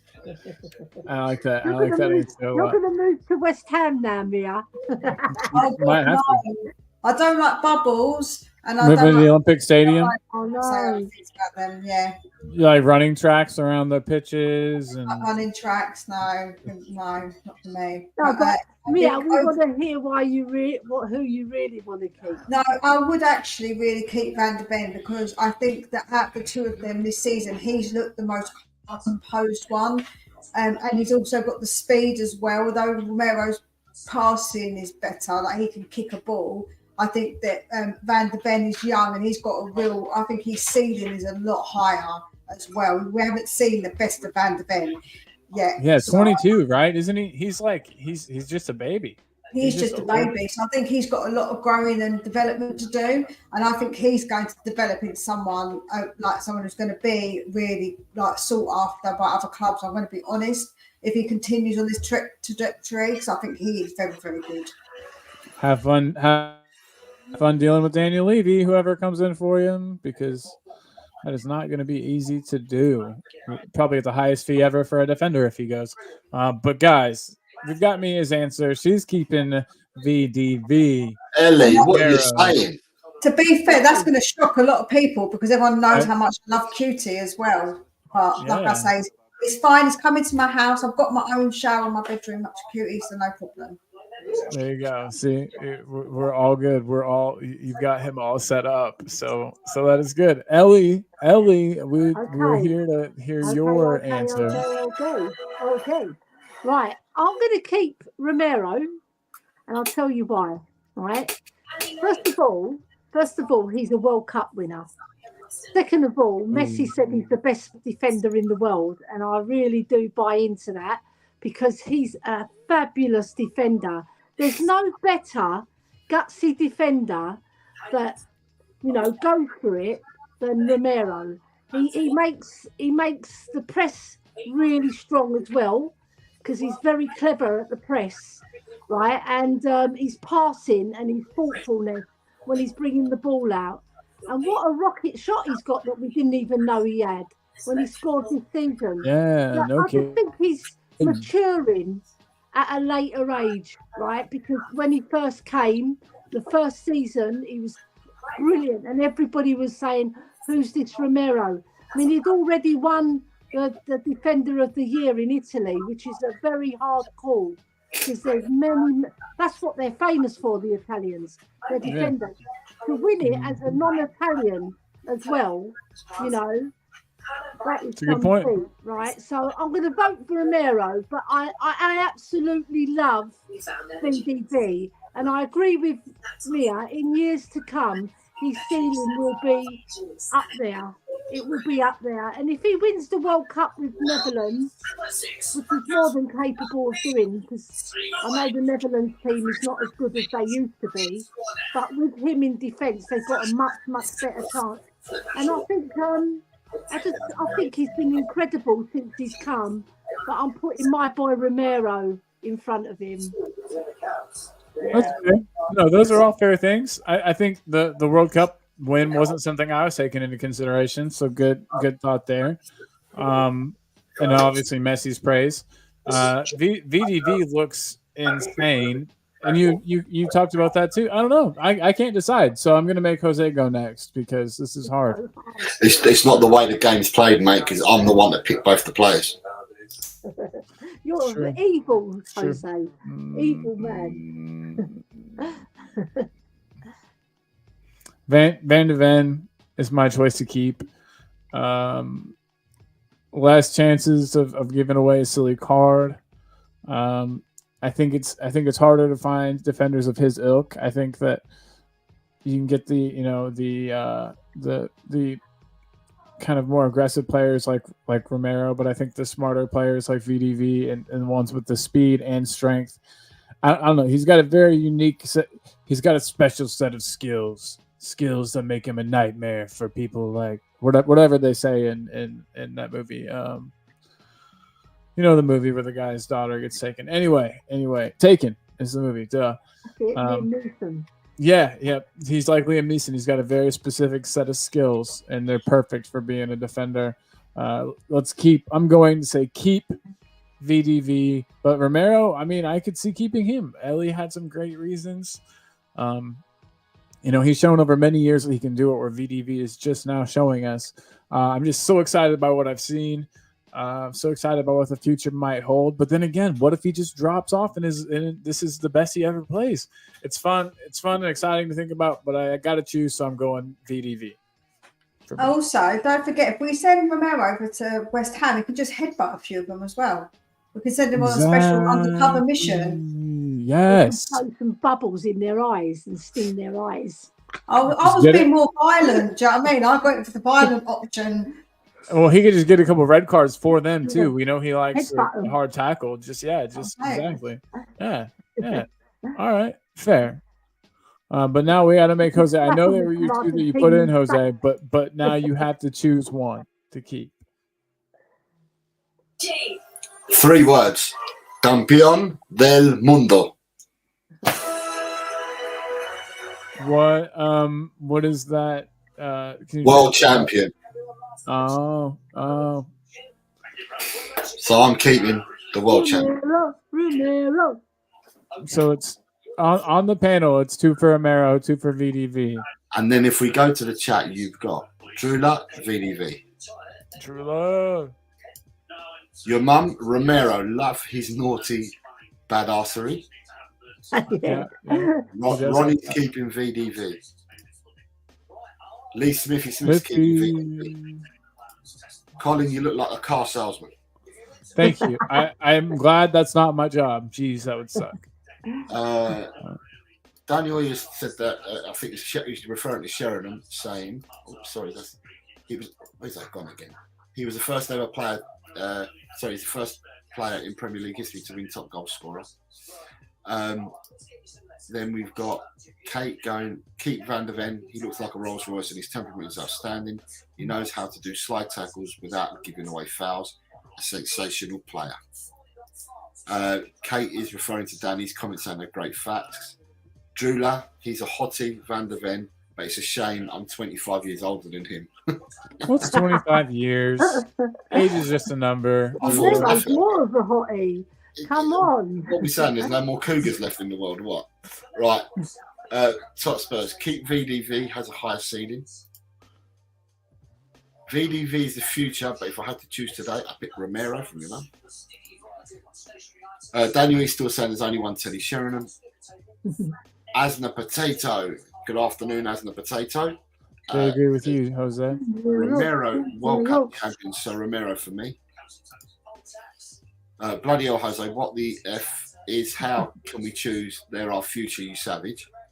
However, he's gone for VDV, his Rolls Royce on the pitch. Calm, fast, smart, and he will become a Spurs legend. I think he's an Aston Martin on the pitch. Everyone said Rolls Royce, so I just wanted to change it. And you've got Asna Potato saying people should stop comparing Romero to VDV. VDV hasn't shown us anything. It's just 8 games. We need to see him play one more season to judge him.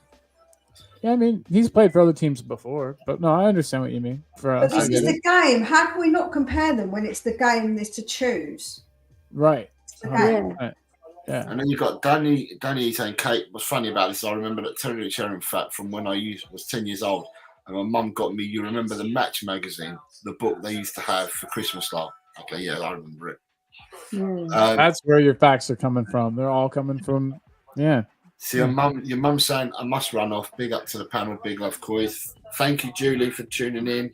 Thanks for tuning in. Thanks Hope your work doesn't find out. I won't tell anybody up there. Big up, Julie. Big up, Mom. Dry roasted peanut says, keep Romero. Van der Ven would do better on West Ham's running track. Rich says, both good centre backs, but keep Dyer. Okay. Kate saying blindly stored in the memory bank. Then Rich is a Dyer fan. I'm gonna change his name to Dyer fan. I know that he's only joking, but Dry roasted peanut says, Ellie, your cat is disgracing itself live on stream. Oh no, that's my cat Iggy. Sorry, she's it's okay. she's a bit of a licky son. There's some internal chat going on here. Asna, with that thinking, Romero was absolutely shit last season. Well, not in this season. Then you've got Jim saying, I've seen enough of V2V to see what a player this guy is. And good afternoon, Dragon D's nut. Dragon! It's the Dragon all the way from down under. And he says, I'm taking Messi's advice and I'm keeping Romero. Right. As Ellie said. Yeah. Boom. So we have. Where are we there then? Is it? So we've got Defoe. So where are we at as far as I thought with that one. It seemed to me like it's a tie. Van der Ven won, but is it a tie? Yeah. So that means so with a tie, we've got to keep them. We keep them both. Yeah. Yes. We'll keep. Okay. Yeah, that's fair. That's fair. Do one. Right, you guys. That's 6 in. We've got 4 to go. What's the next one, Colin? Okay. Oh. Basuma versus Madison. I told you they'd get easier. Oh, Ladies and gentlemen, one to That's keep, even one to worse. go to West Ham. Worse. Come on, Jim. James Jim. Madison, the savior of the team, or is it going to be Bissouma, the player? Jim, don't go and hiding. Don't go and hiding, Jim. You said you wanted a hard one. It's harder for you, Jim. Don't go and hiding. Yeah, no more splinters in your ass, Jim. Yeah, You no gotta more choose. splinters.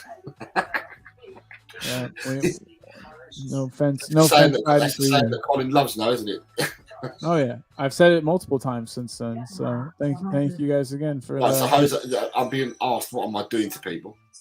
No. Ronnie, I'm not going to say Make it a Madison. tie But Ronnie, again, guys. can you expand on why on why Ronnie, if you can? Can you type in as to why you'd keep Madison? Just so we understand what your thinking is, please.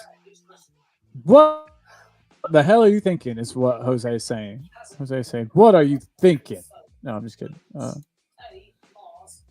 So with this one, I'll tell you what. We'll go to Ellie first. Ellie, who you keeping and who you selling? Okay, I'll tell you you're selling to us now. This is such a tough one because I love both players. They're both brilliant in their own right. Bissouma is like the heart and the engine of our team. He plays with his heart on his sleeve. He battles for us in midfield to win the ball back, to make us progress, to get the ball to Madders. But then Madders does all the creamy stuff, like I said before. Right? He's like the magician. Like he's the finished article when it comes to creating goals. What a goal against Arsenal that he created as well. Both of them. Like he nicks it off of Jorginho, catches him napping and slides it through beautifully to Sonny. And then that one where he left Saka for dead. Didn't know what had hit him, you know, like he cuts across and had the presence of mind to slide it across to Sonny to finish beautifully. I have to go for Madders. I just have to go for him because he's the type of player that excites me, gets me off my seat. Whereas Bissouma's the type of player you appreciate in a team. You know you can depend on him to be our engine, to bring that ball forward, to drive us. But then Madders does all the lovely, beautiful stuff. And I love footballers like that. I absolutely adore footballers who can create and make a difference in a team. You know, and James Maddison has been a revelation since he's come to us. So I'm going to vote Maddison. Boom. Solid answer. We got Mia coming up next, and Mia has also told us that she doesn't have long before she has to go. Okay, sorry. So no, That's right. all good. It's all good. Yeah. Just I need to cook dinner. So I'm refusing to vote until the very end, and I'm going to make up the vote so it's even, so we can keep both. Yes, well done, Mia. Very good smart. Girl. Very good choice. I'm going to get the kids to vote. I've got the dogs can vote. Like I've got plenty of people extra to vote for on here, so I'm going to add their votes up to make it even. So then we'll keep them both. I love the idea. Nobody's ever had that idea on this show before. So you've given everybody. After today, we'll have to say no ties, but we will have ties today. So because I could see people doing that in the future. That's going to be the new move. For me, though, I'm going to just go ahead and say that James Madison is what I need. It's James Madison. It's James Madison, you guys. It literally has to be. Tell us how it's James Madison. Because we lost. No. Kane. The video. Tell us how it's James Madison. Oh, right. You got to show us why it's James Madison. This is why it's James Madison.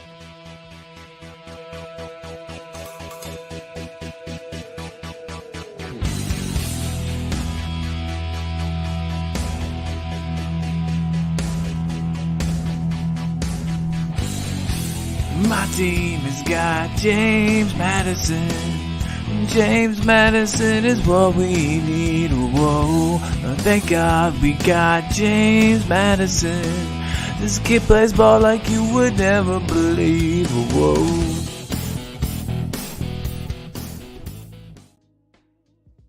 Yes, everybody. James Madison is what we need.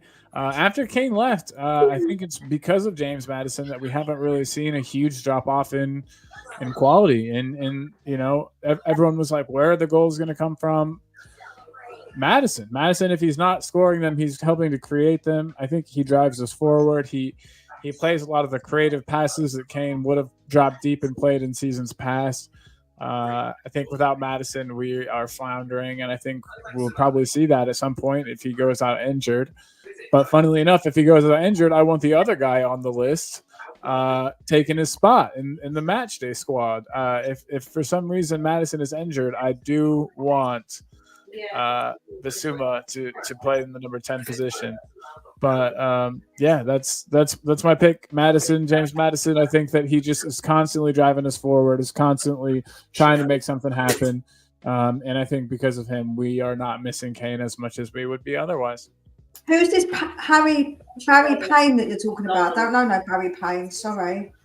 It's some weird idiot that plays in Germany on some. And he also plays in this horrible red colour as well. Red's disgusting. All plays in red, playing for them. Bayern München. Yeah. Bayern München. Yeah, he's some loser. Yeah. Don't even worry about him. But Jose, that leaves you, my friend. It's a difficult one, isn't it? It is, and you made it that way. There's two players we've been crying out for, right? Yeah. So people said when we lost Musa, we were crying out for a player like Musa, and the nearest we've ever had to that is Biss, or the boss, as I call him. And then we lost Eriksen, and we all said we've missed a creative player. So we've now got two players of a similar ilk of what we were crying out for, and both needed for their own different reasons. So it really is, it's a tear one, isn't it? I mean, at the end of the day, I've watched Maddison, and I think Maddison is the signing of the summer and the signing of this season, I believe, already after 8 games. But then I haven't seen a midfielder bossing games like the boss has for any team so far after 8 games. So it's a really, really, it's a cigarette paper, isn't it? It's just paper thin for who I've got to go for. But because I've been reading all the chat and that, I'm going to go for the boss. You're going to be contrarian a bit. I'm going to go for the boss because I can see a lot of what people are saying in the chat. So I'm going to pick the boss. Because otherwise, you heard the man. I want it to be closer than the landslide. So I'll pick the boss. Okay, and I mean, good choice. You really can't go wrong either way on this one. That's the cool thing about it is, like you said, they're both players that we've needed. They're both players that are really important to the team. So you've got just a girl who loves Spurs saying, "Matters are signed in the summer. Everything creative goes through him. I cannot rate him highly enough." Jim is saying that this is the hardest one for him. Drew is saying, Mads, we've been crying out for creative, and he was born to play for us. He seems to just love playing for Spurs, but then again, so does Bissouma, dancing after the matches. You've got Daniel E. I'll read this one out. I just feel like I'm making you do all the reading. It's going Bissouma, and listen to his reason. Bissouma is another Moussa Dembele, and it's harder to find another player like that in Europe. There's a lot of creators in Europe. Not a bad plan. Ronnie says he is a player we needed for the last 4 years plus. He won't get as many yellow cards. So I think, Ronnie's saying Maddison, looks like. Dragon D's nuts. Keep Mads and give Bissouma a fake mustache and glasses and keep him too. Oh my God. Yes. Perfect. Todd Spurs, though, keep Matters, the playmaker we have been crying out for. Bissouma is a great defensive midfielder, but we could probably just about get away without him. It'd be tough. Kate says, but Matters was born to play for Spurs, Daniel. She wants Daniel to agree. They frequently agree. Big Rich, says Matters. We've needed that creativity for years since Eriksen left.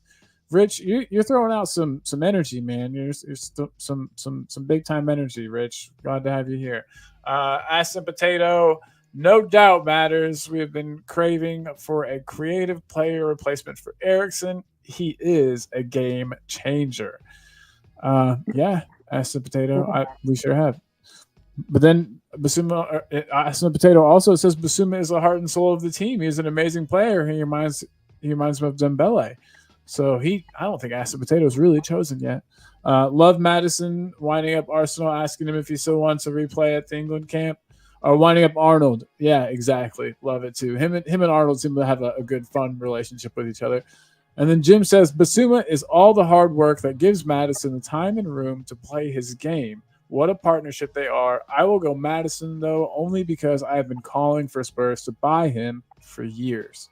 Yeah. But that's a really good answer, that the hard work done by, done by Basuma is what allows players like Madison, the creative players, to have the license to do what they need to do. So, very good point. After this game show, need some naproxen and some aspirin. Gonna give you a head up. Yeah. Sorry about that. We're giving you all the hard ones. It only gets harder, by the way. It doesn't really get a whole lot easier than this. A little bit easier and then harder. Actually, I take back my last statement about Basuma over Madison. Forget I said anything. Wow. All right. Kate says the thing is, if Madison gets an injury, we could lose 5-6 places in the league. He is that important. Yeah. Lo Celso and Bentancur could be another player who could be creative for us. Yeah, I mean, Lo Celso maybe. I don't think Lo Celso's got it, but we'll see what you guys think. Tell me a player in the Premiership like Madison. I would say the closest would probably be Jack Grealish, even though it's a weird comparison. He isn't only our best signing in Premier League. Madison was one of the best Premier League players as well. Boom. You guys agree with Aston Potato? Madison's better than Odegaard, 100%. Yeah. But he's similar, and he's a cross between Saka and Odegaard because he can get the ball on the wing as well, and he can create from the wings. He's not like just Eriksen used to do. Yeah, he'll move around more. He doesn't stay in one position, which is very clever at picking Makes up. him harder to defend. Yeah, for sure. It's harder to track. 100%. I love him. Definitely a menace for defenders. Kate says, "Are you being a flip flop, Daniel?" Also, I wanted to add, Mia, just let us know whenever you've got to go. I don't want to keep you any longer than. That's fine. I've got about 7 more minutes. 6 more. They're not starving. Trust me. They eat too much. Honestly, they need to eat less. It costs me less money that way. Yeah, starve the kids. Yeah. They're disagreeing in the background. Like they're not happy about me saying this. They're agreeing with me. Daniel is being a flip flop. They're always starving, however much you feed them. Hungry boys. I get it. Yeah. He just said, does it really matter how much we eat? That's my eldest. He's like, does it really matter how much we eat? Well, yeah, it kind of does. Like, I can't afford you. Cost of living. I can't get you out. Daniel E says it matters is that good of a footballer. He got me to change my rule about not being a flip flop. Boom. He is. I wish we had Dembele in the Champions League final in 2019. He left in January. You know what I mean? He would have made a big difference. So much. He really and truly would have. Madison was one of the best players in the Prem for sure. Asked the Potato, and y'all hear the Højbjerg quote from today. I heard something. I heard that he gave an interview saying that he hadn't gone to the coach for match time, but that he was ready just in case he was needed or something like that. Is that what you're referring to, Jacob? Looking. Madison is the best signing we've made since Van der Vaart, in Kate's opinion. Dang. That's quite a high. You hold him in quite a high regard. Yeah. Fantastic. Van der Vaart and Modric together, bloody hell. What a partnership. Boom. But yeah, Jacob, let us know about that quote if you could. Yeah. Everybody, if you're enjoying the content, hit the like button, subscribe, and also sub to Mia. Spurs Between the Lines. She's got a wonderful channel. She's got to go feed her children soon. But she's graced us with her presence and played a wonderful, wonderful game of Keep or West Ham. Should I get my really tough one in while you're still here? I'll do it. This is the quote. I don't have that dialogue, to be honest. My approach is to keep the focus on the things I can do something about. I have to be ready to help the team if I am called. Yeah. So I make sure to train well and keep my nose straight in track. What a professional, 100%. Yeah, and the fact that he hasn't gone and cried to the manager, I love that. I don't expect anything less. Like at the end of the day, he's not going to come out and say I'm really bummed not about having time, and I'll get really upset about it, is he? Do you know what I mean? Like it's not a very good thing to say. He's being very professional about it, which because that's the kind of person that he is. It's a shame that he's professionally, obviously the way he talks isn't as good as what he is on the pitch for us at the moment because he doesn't play the football that we need. So yeah, you're not wrong. No, because it's actually because we don't play him in the starting 11 any for a reason because he isn't good enough. I know because we got better midfielders. Exactly, we have got better midfielders now, so he has to take a step backwards. That's it. He has to take a step back. This is about as spicy as it's ever been on the show. An important role off the bench. Listen, you've got two Greek women arguing who have got opposing views about somebody. At the end of the day, he's going to play an important role off the bench. If he leaves in January, I wish him good luck. Yeah, of course. I wish him good luck as well. Honestly, I've got nothing against him. I just don't think he's good enough to play in the system. I think we can get a better midfielder. You heard it here. Mia hates Højbjerg. You heard it here. I don't hate any of our players. I don't hate any of our players. We love them all. We love them all. Whatever they can do for the team. I want what's best. I want what's best for my team. So I want players that will play best in the system that we're currently playing. And I don't believe Højbjerg is the best option to have. That's all it is. I think that's where I stand with him. And I don't think that's a bad way to be because I want what's best for our team. Being honest. Which is your opinion. So should I? So before Mia has to go, should I throw in an easier one or a harder one? Just throw in the harder. What do you want, Mia? This is better. Well, I like it. I like it harder, but let's go. Yeah. Aha. Which one of these players is going to end up being Mr. Tottenham? Sonny. Was that easy for you? So for everyone else, and it's not so much who's the better player, but this one is who's gonna be Mr. Tottenham in the minds of fans and So do you know what? I'll give my reasoning quick before I go. Because when it came down to tests of loyalty, Sonny has always been the one who's never wavered with his loyalty to Tottenham, where Kane has, which is fine because he wants to be the top, obviously, of his game, and that's absolutely fine. I expect that. But I do think that some of the things that Kane has done are a little bit underhanded occasionally, and he tries to come off as the nice guy, when all along, actually, it was Sonny that was the real nice guy when Kane tried to act the nice guy. And I feel like some of the little tactics that he did to get out of Tottenham were a little underhanded, in my humble opinion.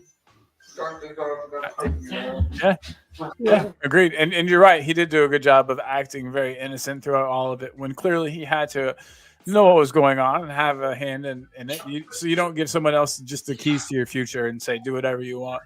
So he clearly did have a role to play in it. And Joe, what else I heard is that Kane actually held a lot of power in the dressing room. So we all say about player power, and Kane was one of those who did actually have that player power. Now, it was like people would say, but it's okay because it's Kane, he gets to have that. But I don't want that. I don't want a player who is bigger than the team. And I always felt like Kane thought he was bigger than the team, where Sonny is a team player.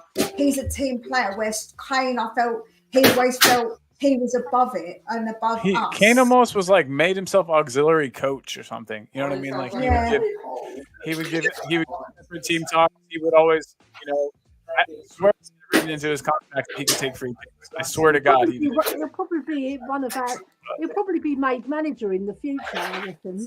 I think when you look at the inner circle was Kane, Doherty, Lloris, Højbjerg, Skip, Dyer. Now, out of all them players, they're either not at the club, they're not playing, and they're not in the first 11. Yeah. Yeah. It shows you something, doesn't it? And that was the inner circle. That was the inner circle at Tottenham. That was the leadership group, as they were called, or the inner circle, whatever you want to call them. And it just shows that Mr. Postecoglou's come in and he's broken up that inner circle in one shape, form, or another. He's broken up that circle, and now you have a new leadership group, which consists of the 3 captains. Yeah. Which is how it should be. Which is all it should consist of. 100%. Yeah. Again, So I everybody. totally understand Mia's reasoning as well. Me too. I can And again, understand just it to make from sure her that heart, from her heart. everybody It's sub from to her Mia. heart. Yeah. Make sure you sub to Mia's channel here. Spurs Between the Lines. If you think our content's good, just go to hers and see hers. It's twice as good. It's not twice as good. I don't play keeper West Ham, and I haven't got someone who half looks like a porn star, half looks like the guy from Gavin and Stacey to do a video. So I'll help you. I'll help you with that. I can get you a video. No, so I'm getting told off in the background. Bad mom. They love you. They love you. But yeah, so we'll throw this up a couple more times just to make sure that we get anybody and everybody who's here to go over and say what's up on your channel. Please make sure that you smash the like button for Colin and for Jose. It really, really helps. And subscribe, because honestly, it does really help. And it's been a pleasure being on there. Thank you for inviting me. And I've got to have you guys on mine one day. I'll get you on my channel. Thanks for coming on, Mia. That sounds lovely. Thank you, Mia. We appreciate you more than you know. Thank you so much for having me. Oh yeah.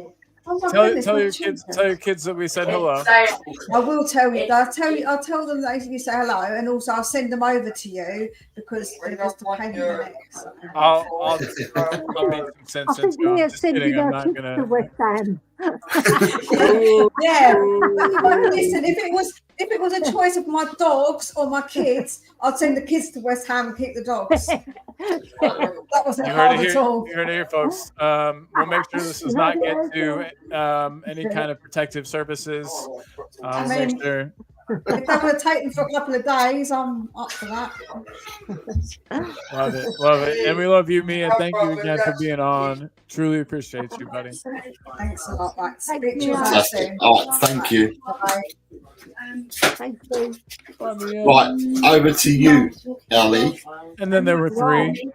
So, on a pure footballing basis, in terms of scoring goals, you would vote Kane. But I'm going to go for Sonny because I absolutely adore Sonny. He's got fantastic assists. He's a team player as well. Him and Kane were fabulous in that season where they were scoring for fun and assisting both equally as much. Oh, under Mourinho, where they just couldn't stop. Yeah, I think Sonny just pipped it on assists by about 3 or 4, I think. But I just love Sonny. I think he loves our club, and that does it for me. I love his demeanour. I love the way he is on the pitch. I love that he's our captain now, which he fully deserves. I know a lot of people were quite sceptical at first because they thought he wouldn't be tough enough. He wouldn't be vocal enough, but he's proved them wrong.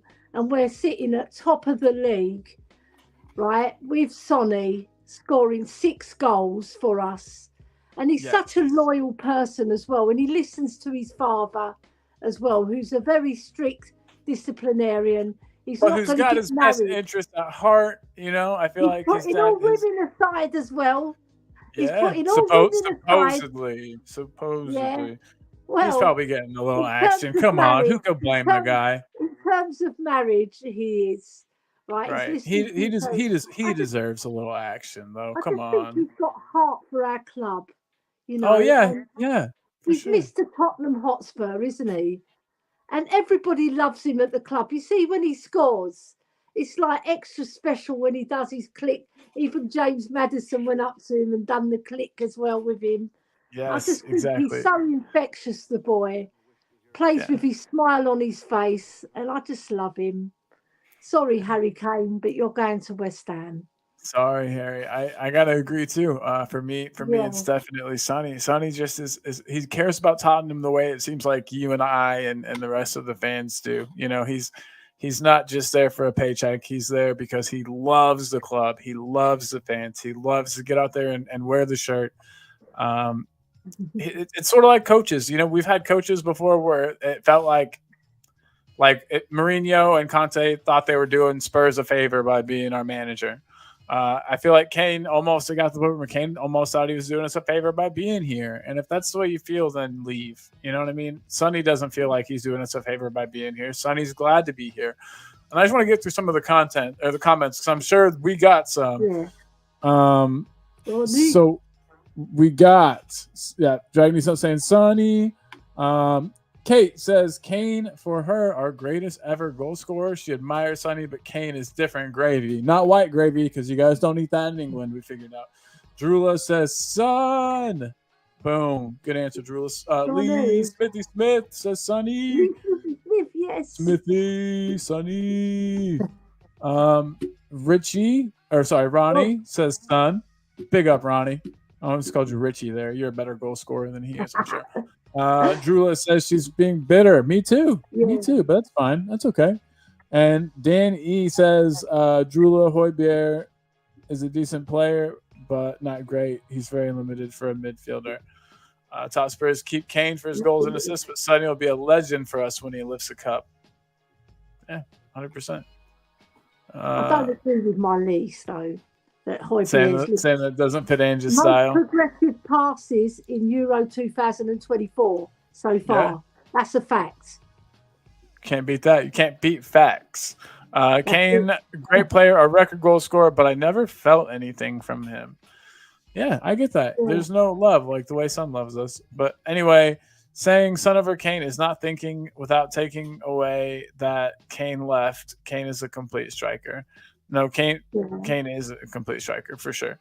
Mr. Tottenham should always have been Kane, but he left. Oh, Keane, but he left to Liverpool and was not used in the correct system. Mr. Tottenham will always be Perryman. Yeah. So neither. For now, he's taken, because you have to have a player that takes the crown, and I would give it to Sonny because he's Mr. Tottenham Hotspur now. But Perryman, you can't replace him. He was Mr. Tottenham Hotspur. People are saying that we're just, making emotional decisions, Kate. But no, I mean, Sonny just seems to like Spurs more, always has. But maybe that's just what we're seeing. But that's just me. And then I got to check this. Bill Nicholson as well. They called Bill Nicholson Mr. Tottenham Hotspur as well. That's another thing I have to say. So you've got Kate saying Kane is levels above Sonny. Not on assist though. People are saying big up to Mia just before she left. Yes, big up to Mia. You have Jim saying, I have to say Kane for me, one of the best footballers ever to grace the Premiership. Scores for fun, creates for fun, and defends for fun. There is not a position he cannot play. Yeah. Well, on pure footballing sense, you've got to give it a cut. Mia saying thank you to everyone. Big up, Mia. Thank you for being here. Yeah. There's so much in the chat. Oh my god. Hold on. I put one up there that Kane is one of the top 2 best strikers in the world right now. Spurs squad. Ange didn't give a 4x. Castlemaine 4x. Aussie, he could see the beer ad club from here. Right. Do you know what Castlemaine 4x is? It's a beer. It's a beer. It's an Australian who did. It's an Australian beer, and it was like the motto was, "I don't give a Castlemaine 4x about anything." You say, so it's just a beer advert. On a serious note, it's got to be Kane. He's unbelievable. Absolutely agree. Daniel Kane is different gravy, brown gravy, not white gravy. Colin. Mia says thanks, guys. Thank you, Mia.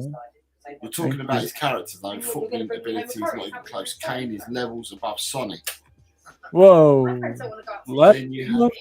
Go on. Oh, I was just saying, levels above? That's a lot. They're different strikers, aren't they? They're different. They're different players altogether. Totally but different. I think Sonny, the way he scored the goals this season have been fantastic. He's playing that role now. He's taken over Kane's mantle. There's no Harry Kane to get in his way. and he's already scored 6 for us. So, And then we've got: are we putting a player in for their outright who's a better player, or who you like more? Because the other ones ain't left in this ain't even really a debate. Kane is an elite striker. Well, this one in particular is a little different than normal. Normally, it's just who's the better player, but this one it's who's Mr. Tottenham to you. Who do you think is going to go down as Mr. Tottenham? So. I love and adore Sonny and what a player and loyal. But if we are being truthful, Kane is a superior player. Yeah, he is. He's a better player. And then you've got a big up for me. Sonny wife. Yes. I would like to say both Kane and Sonny, 2 great players who did their best for Tottenham. Yeah, for sure. Then you have Kate saying, wow, you lot have short memories. Kane was loyal for all those years. He loves our club. He just wanted to win things. It's a silly debate, got to be honest. Hey, it's okay. It's okay. We can. I mean, I agree with what you're saying. I don't disagree with you. I just have always thought that Sonny, after what we did for him by letting him go and play in the Asian Games, avoid military service, there's just been a real genuine love between Son and the club. And but yeah, Kane was awesome. I just personally prefer Sonny's relationship with the club. I don't know, but like you said, it's a lot of it has to do with Kane leaving, I'm sure. But even just him thinking about leaving and the whole city thing, I mean, it's not. I don't know. There's a lot. There's more to it, but you know what it is, right, Colin? It's for 3 years. Like we had to go through pain. Is he going to stay? Is he going to go? Exactly.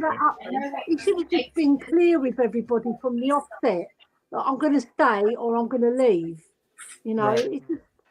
And the media didn't help, did they? They were like clickbaiting left, right, and centre. So it's just Sonny's never got into that track, has it? He's always been loyal to Spurs. Yeah, no. If he's ever asked, it's always no. I'm staying at Tottenham. We're working on the next season. And if you have betting people, you've got Dirty Sanchez. Hello, Dirty Sanchez. Welcome to the chat. It says Spurs are 14-1 to lift the FA Cup. Seems a fun bet. Yeah, absolutely worth it. Definitely worth it. Yeah. Jim might have some of that 14-1 as well. Kate says, but surely you should be judging on ability, not in who likes the club more. Sonny's wife, they spent most of their 20s at Tottenham. I respect both players. Yeah, Big up. Brilliant. That's a very smart answer. In their own right. Very wise answer. Right. Chris Peters has said, big up, Ellie. I went to sign the condolences book when Bill Nick passed away. She was sitting down. You have Kate saying Kane scored against every single team in the Premier League. Sonny cannot cope with the low block team. That's the levels. There's levels, Colin. Well, we'll have to see how Sonny does if we ever, let him play as the main man in a final. If he can do it, then we'll see the different levels between them, because Kane could not do it in a game that was a big game. So we'll see if Sonny can. I think that'll be where the levels are. Sonny's had his chance in cup finals. He just couldn't do it. Spurs squad saying Sonny has stepped up. Yeah. Chris Peters laid an old scarf on the pitch. Dragons Dean, that Sonny's a team player. Kane had to be the main man. Yeah, agreed. That's naive though, Ellie. He was never gonna do that. His agents, etc., telling him not to. I know, but I mean, all right, it might be naive of me, but at the end of the day, I think it's nice to say that you're loyal to your club. And Sonny, you say the same about Sonny and having agents telling him to do things. I mean, I don't know. It's just we got really lucky with Sonny. I know not all players are going to be like that, but we got lucky with him, and I'm very, very glad to have him. I love them both. I love both Kane and, because Kane was a fabulous player. You can't compare the two. No. I agree with the chat that Kane is a better footballer than you. Same, 100%. Yeah, without a doubt. And then you've got Ukraine are beating England 2-0 at the moment. That's the under-21 match. Sonny's wife saying the difference between the two players in Tottenham is that Kane is the past and Sonny is the present. Yes, love it. Absolutely. And I mean, I'm sure after this first season, especially the whole like irritation with Kane will end, and we'll all remember fondly all the good stuff. But for right now, I think it's natural for everyone to kind of be a little bleh on Kane and high on Sonny since he stayed and is doing such a good job. So Yeah. And then you've got Chris Peters saying, Ellie, the media got Redknapp to leave after they courted him to be the England manager. Yeah, they did. yeah, that was a bummer. Didn't they? Adrian is saying that Sonny will score lots more goals under Angel. Oh, hell yeah, he will. Kate is saying, Colin, Kane was injured for most of the finals, plus Sonny never stepped up either. Then we could go. Daniel, he says, but you get Tottenham fans who still love Berbatov. He went on strike to get his move. Kane, They didn't love Berbatov the next day. It takes time, and it'll take time. Everyone will remember Kane and be happy with Kane and be enamored. Like it'll all come back. It's just we're all fickle people, fickle fans. It just takes a little bit of time, don't you think, Jose? That it's but he says, yeah, fresh. just reading out his comments, but you get Tottenham fans who still love Berbatov. He went on strike to get his move. Kane left to go to another country. I don't see any disloyalty really there, mate. Yeah, no disloyalty. I don't see disloyalty. I just wanted to, we can come back to this. We need to catch up. There's so much chat. Adrian Shoker saying Sonny scored 6 goals in 17 games under Conte, but he's got 6 goals in 8 under Ange. Yeah. Just to go on Spurs, Kate says Sonny was touted by Saudi. Had it been Real Madrid or Barcelona, who's to say he would have stayed loyal? Spurs squad, Kane. He could ping a ball too. Oh my God, his passing's unreal. I mean, I haven't been watching him in Germany. I'm sure it's the same. And Jim is saying, all I do know for 100% is Kane and Sonny are the best partnership to ever grace the Premiership. 100%. 100%. Chris Peters is saying Kane. And then we've got Spurs squad saying Sonny was injured and played through it for the club. Boom. And then we've got I can see both sides of this argument, though. Daniel is saying, Kate, everyone knows no one turns down Barcelona or Real Madrid. Even me, when I was a kid, I'm Tottenham through and through, and I even dreamed of playing for Barca or Madrid. Right, we're nearly there. Kane, Dragon D's nuts. Kane was injured, but I still had to play in the final. Put himself above the team. And Chris Peter says Kane went with Man United. He was not loyal. And I'm going to go back. I've starred one, Colin, and I need to go back because we normally say hi to everyone that comes into the chat. Yeah. Someone came into the chat and I don't recall us saying hello, so I'm going back. Thank you. I'm going back to look because we always say hello. You're a kind soul. So if you want to discuss, here he is. So it's one of Ellie's followers, Niall Kane. Hey, Niall. Good evening, Niall. Sorry we missed it first time round, but I've gone all the way back because I did remember that you did come into the chat. Yeah. So Niall, you're still with us. Thank you very much. Big up, Jose. He messaged me and say that he might not be able to catch the show, but if he can, when he's finished his work, he'll come in. So he's done that. What a good dude. Loyal supporter of Talk and Ball. And the start question is coming in from our moderator. Says, Ellie, is there a channel that I can promote for you? Yeah. Well, yeah, this one, Talk and Ball, and Just the Girl Who Loves Spurs. Just the Girl Who Loves Spurs. There you go, Top Spurs. Spurs between the lines as well. They're my There you girls, and you are my boys. So Top Spurs, there's Ellie's answer for you. Now, I don't know, do you want to comment on anything else at the moment with regards to these comments, or do you want to go on to the next one? Because left? I don't think we have time. I have to be at work in 10 minutes. Oh, okay. So And- you have time. And Well, in that case, Football Heritage, Southern Football Heritage TV as well. Because me and Kate are on that tomorrow. yeah. Yeah. Sava's channel. good I forgot lad. that you guys did that show We on have there. good banter, me and Sava. I need to like Usually properly quite meet toxic. Sava. I need to meet him. Yeah. and we have It's toxic, but it's alkaline as well. Because we get each other, you know. You guys, you get it all worked out. You get it all. Yeah. We just move on. Sometimes that's all you can do. Yeah. we've got Spurs Go saying, great show and panel, good work. Daniel E says, big up Colin. It's all respect though, mate. I know it will take a bit of time to get over the Kane deal, mate. Ellie, you have such a lovely smiley face, from Jim. Oh, thank you, Jim. I'll try to. And then you have Totsma says, if your wish is my command, Ellie, sub to Kate at Just the Girl Who Loves Spurs. That's it. Yep, do it. That's the girl Thanks. love And also, Totsma, can you put in Football Heritage TV for these two ladies who are on it tomorrow? Did you say, ladies? Yeah, Saba, Football Heritage TV.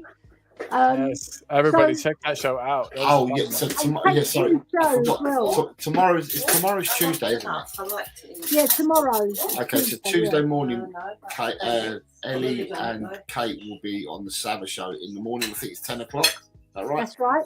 10 o'clock GMT, and then you have the show in the afternoon with Kate. Just to go, 12:45, I believe now. 12:45. If that's correct, then the girl who loves Spurs is normally on daily at 12:45.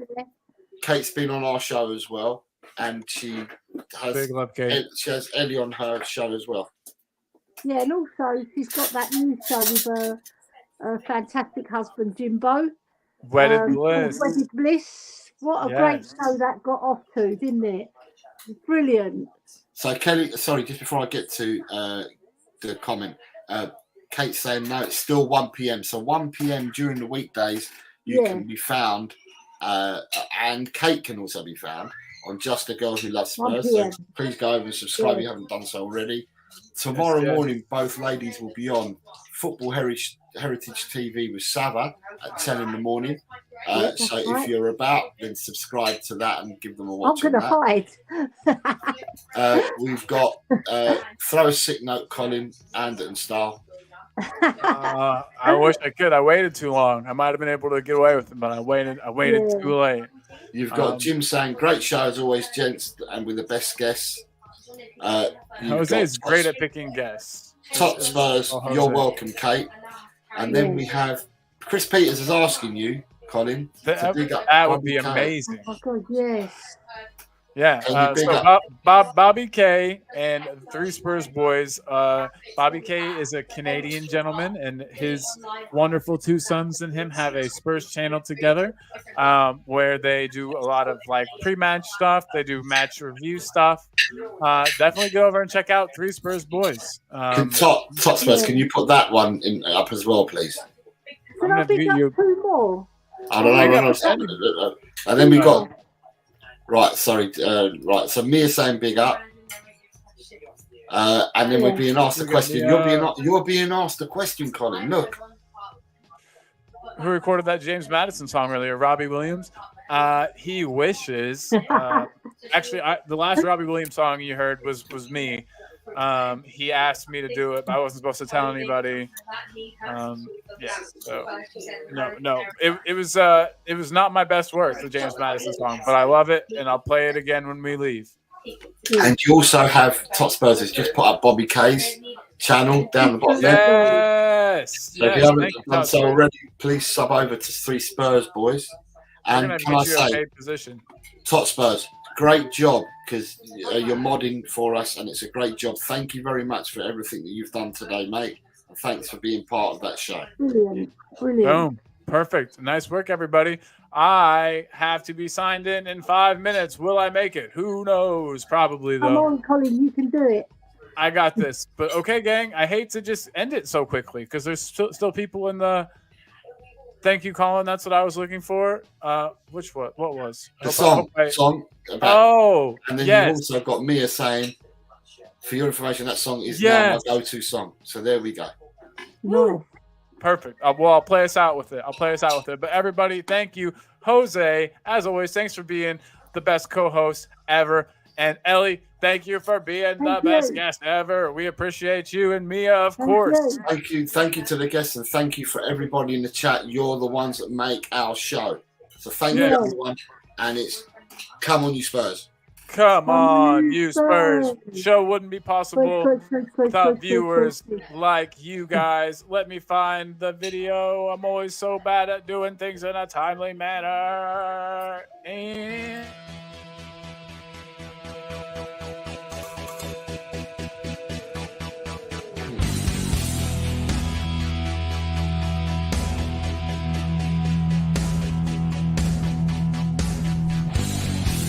my team has got James Madison. James Madison is what we need. Whoa, thank God we got James Madison. This kid plays ball like you would never believe. Whoa.